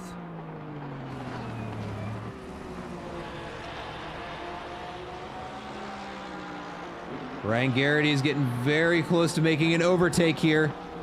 Just 1/10 to the back of Mathis LePage, who runs it out a little bit wide. Has to lift just a bit so he can, let's see, Ryan Garrity cinches back up behind him. Oh, and a good move on the inside there. That's at least going to get him alongside for the next corner. And for the inside, they're wheel to wheel. Ryan Garrity comes out a little bit to the outside. It's going to be the Porsche on the inside. Who gets the power down first? They're still bumper to bumper. There's no clear leader here yet, folks. The Porsche gets the power down just a little bit early, but they are still wheel to wheel. Their front bumpers more or less tied up with one another as they've gone too wide through the last 4 corners, and it looks like Ryan Garrity pulls out in front. But it is not over yet. Look at this, folks, as they go too wide through yet another corner. And the Porsche goes for the late brakes on the outside. Let's see if Ryan Garrity can hang on to him. It looks like he has. And the Porsche noses out in front.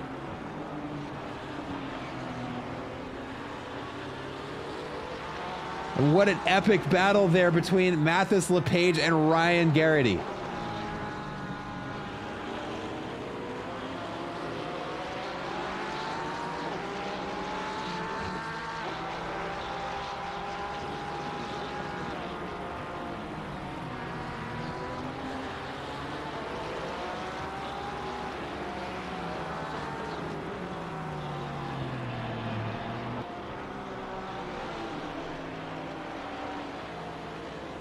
All right, let's see if they can do it again, folks. Oh, yellow flag on Zach Doran? Oh, it was him leaving pits. Oh, I was so stuck up in that, or caught up in that, that I neglected that Zach Doran served his pit stop. And now Brent Burchett, almost within 10 seconds of him.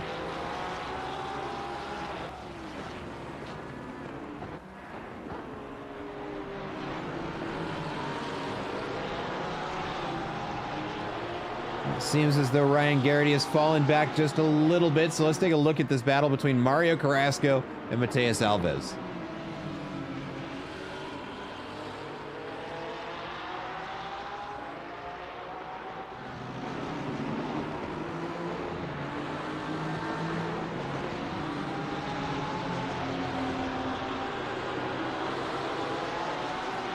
And Matias Martinez is on his way in. Again, how many pit stops has he served? He served 3 pit stops. This will be number 4. 2 are drive-thrus, I can see that much. Did he get another one? I thought he just cleared one. Huh.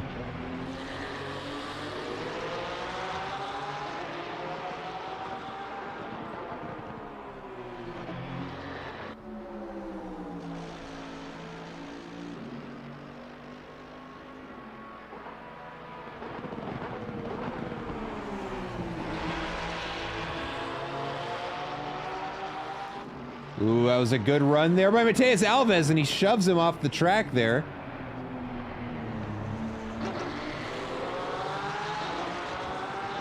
I don't know about that one, folks.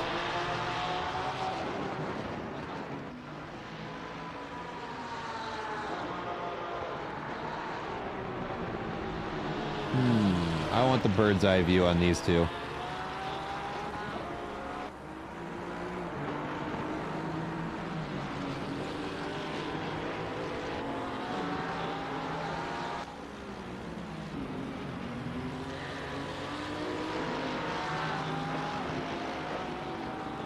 Well, it looks like it is spaced back out at least. Let's take a look back at Ryan Garrity and Mathis LePage. And then also, here's the replay of that last little series of events there between Mateus Alves and Carrasco. I don't know about that. I don't know about that. And then it also looked like they made contact up here. Oh, and they had replanted, but yeah.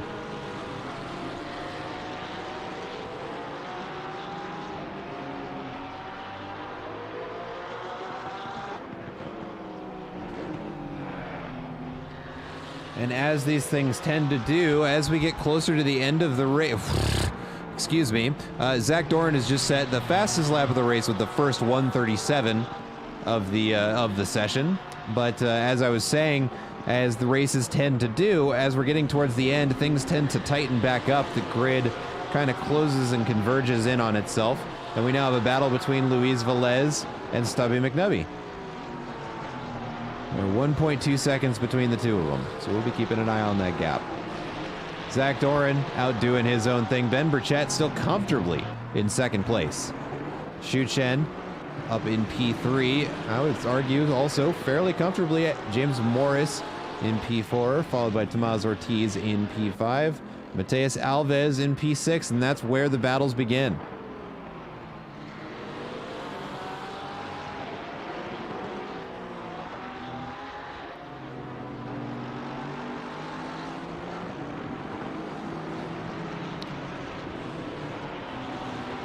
Ooh, that's a pretty bold move there by Garrity.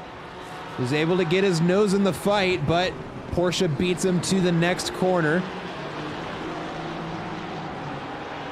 He's going to ride that inside line, tries to get the power down, isn't able to do it. And he's going to have to filter in behind him again. Late on the brakes there, which looks to have been a bit of a mistake there by Garrity.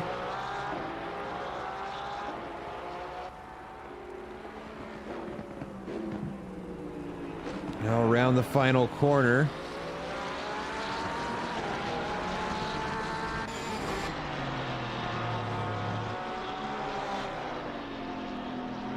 Actually, behind them, you can see there's a similar situation going on here between Stubby McNubby and Luis Velez. 2/10 separate them. Oh, Stubby is running him off to the other side of the course. Let's see if it works for either of them. It did look like Stubby was in there a little bit hot, and it does cost him a position.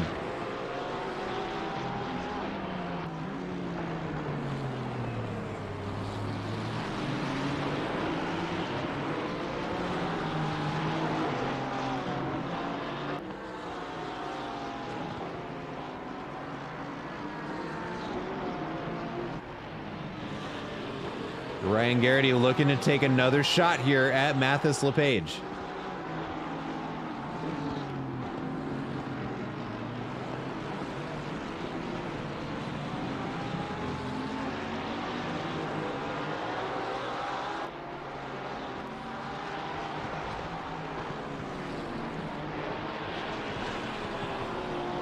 You know, we've been watching these two for so long. I don't think we've been on board with either of them. Let's go ahead and hop inside Ryan Garrity's car.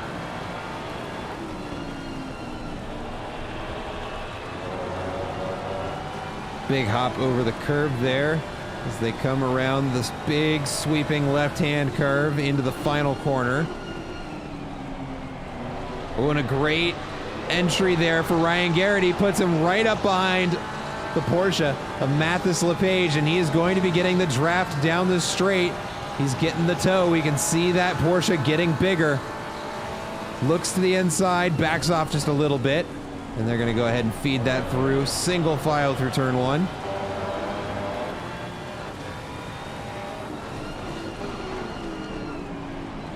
Ooh, that's very close there.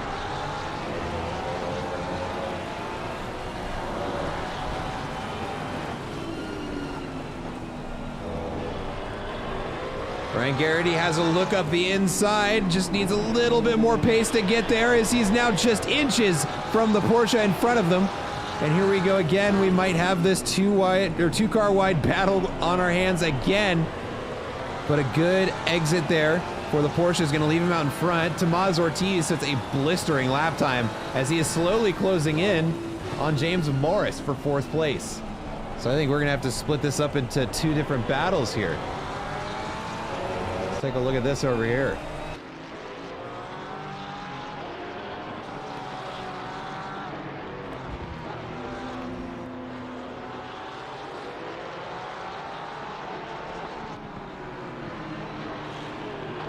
Ooh, Tomás Ortiz not giving James any quarter.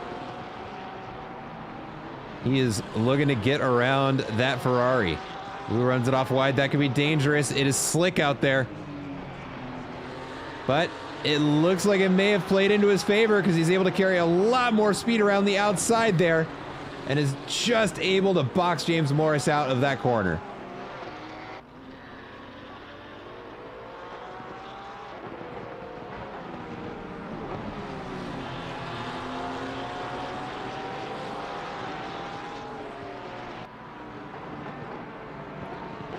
It looks like that is going to be him now pulling a gap to James Morris.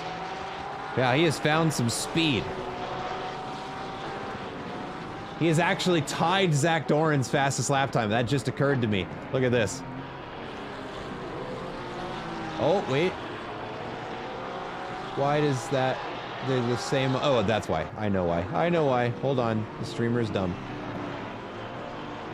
In other news, look at how close those two are getting. Let's throw that back up on the big screen.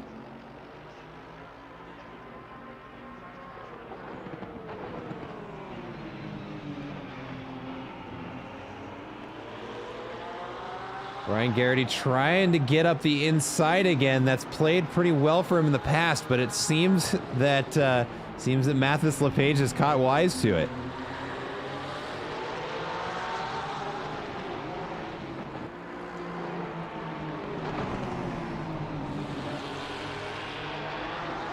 And let's throw up those personal bests. Actually, session best relative. Would that do it? No. Oh well, you'll have to take my word for it. They tied. They both did a 137.975.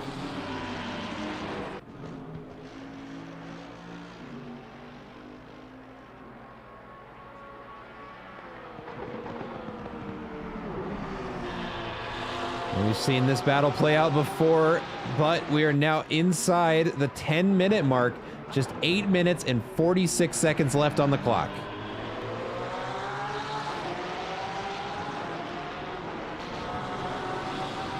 And Shu Chen is actually caught up to Ben Burchett as well.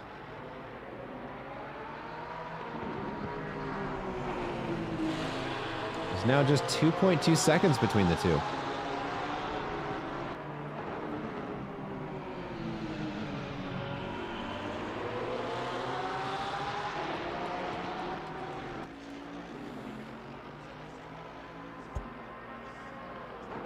And actually, looking at their last lap times, it looks like both Ben and Shu had PB'd, so they both set their own personal bests. Ben was slightly faster last lap. Ooh, yellow flag for Andrew Sear. It looks like he's just gone a bit off track.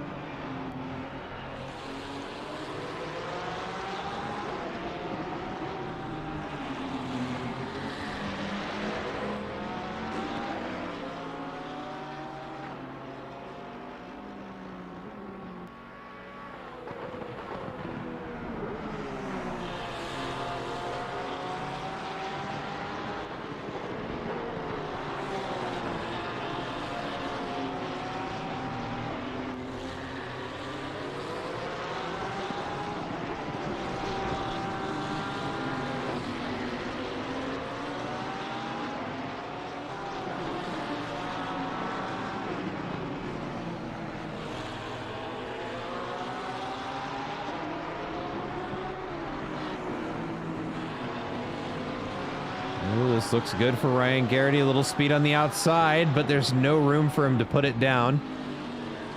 Again, having to opt to not go out onto the curbing. Oh, what happened there?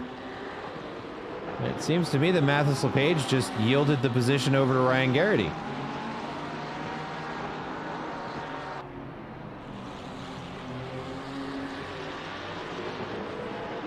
Interesting.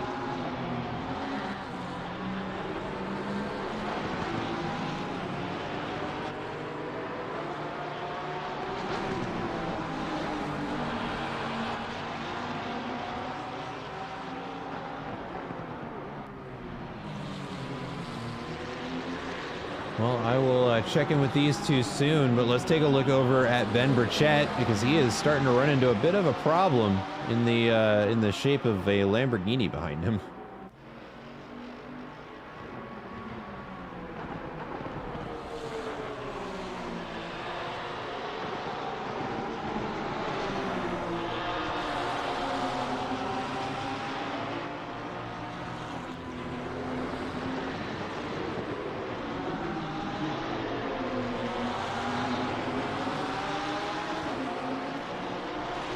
All right, there are only 5 minutes left of this race.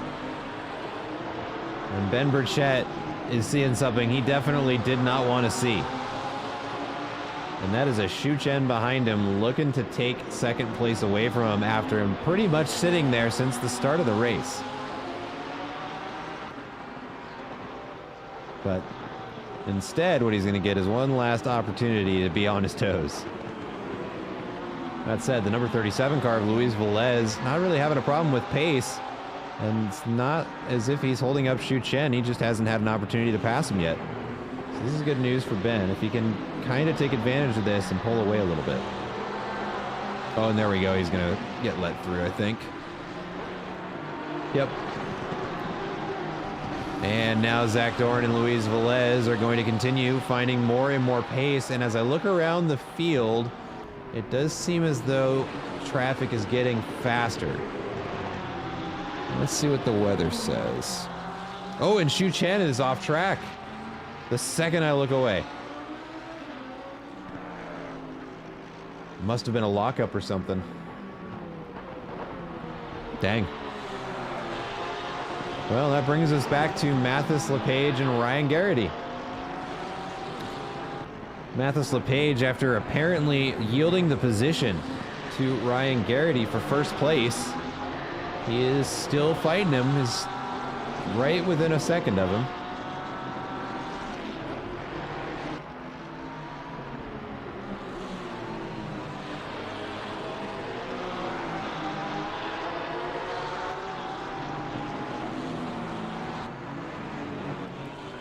Ooh, update on the weather. It is now down to medium rain and then light rain in 10 minutes, and then it would dry out completely. So I believe the track's getting faster simply just because it's drying up a little bit.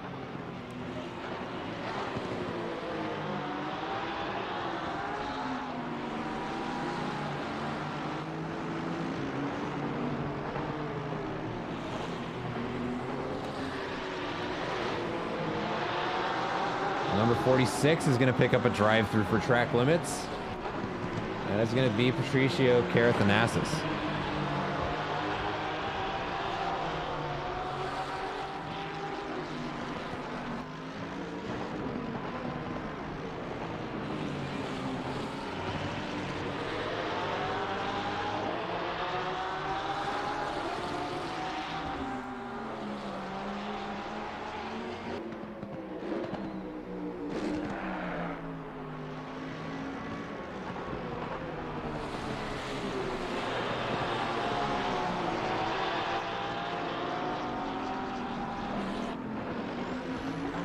Just 2 minutes left on the clock. Maybe another 2 laps of this race. And if Mathis LePage was planning on trying to take that position back, he is quickly running out of time to do so. But right now, it is looking like Zach Doran is set to win this with a 22-second gap to Ben Burchett, who is sitting in second place, who's got to be breathing a sigh of relief after Shu Chen had a very interesting either lockup or spin in the final corner, which has set him back 6.5 seconds and is not likely to have another shot at taking second place from Ben. Sitting back here in fourth place, Tomas Ortiz is looking pretty good. James Morris sitting comfortably in P5, up 12 positions since the start of the race. Mateus Alves is honestly, I mean, he's been bumped around quite a bit. There were a couple incidents there that we all saw. We won't talk about them anymore, but even still able to salvage a 6th position finish. Definitely something to be happy about. The leader is on the final lap now. Mario Carrasco sitting in P7, up a position since the start of the race. Ryan Garrity up 11. Starting in P19, is looking like he's going to finish in P8 with Mathis LePage right behind him in P9, which is, P1 and 2 in the split. Luis Velez, P10 overall. Stubby McNubby looking like he's going to be P11, P3 in the AM split. Shu Chen sets fastest lap of the session. Andrew Sears also had a really rough race. Started off strong and it just fell apart. But stuck it out. Unlike 7 other drivers, will finish in P12. Nicholas Armillo and Patricio Carathonassis are going to be finishing in P4 and 5 in their AM split. But now it's eyes on Zach Doran as he brings this home.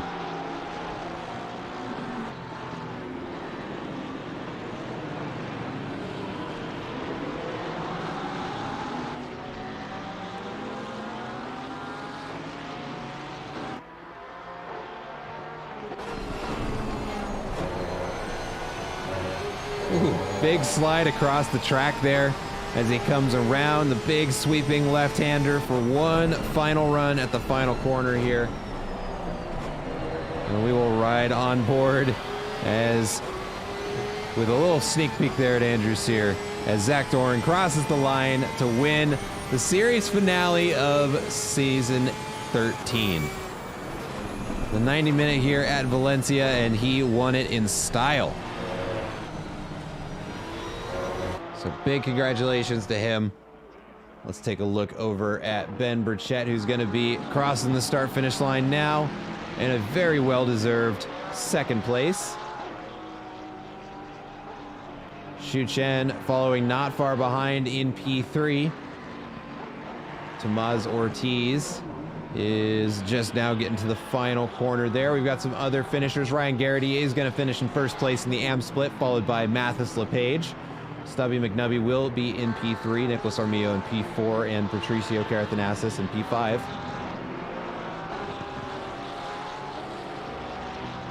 Mateus Alves finishing in P6. Crossing the line now is Tomás Ortiz in P4, and I think the last car across the line will be James Morris, finishing in P5. And we've got Zach over here doing some victory donuts to celebrate the race win.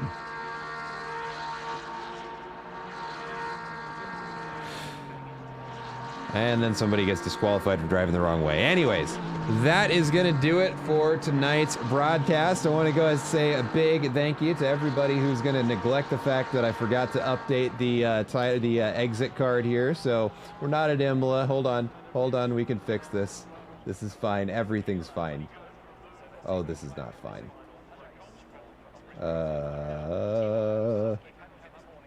There, nobody saw that. Hey, thanks everybody for watching. We hope you enjoyed the season. I certainly had a blast. It was fun to mix up the format, have the super sprints along with the regular hour races, then to finish it with a 90-minute race. Really was just the cherry on top of what was a very fun season for everybody. We hope you enjoyed watching it. I enjoyed streaming it. I had an absolute blast. And yeah, it'll be interesting to see what DRL has in store for the next season. So if you're at all interested in catching the broadcast, go ahead and hit the follow button, like the video. If you want to participate, we pride ourselves in being a league that has somebody at really any skill level can jump in and drive with us. I mean, if I can drive with them, anybody can. So if that sounds fun to you, go ahead and follow us, join the Discord server, and we'll get you plugged in.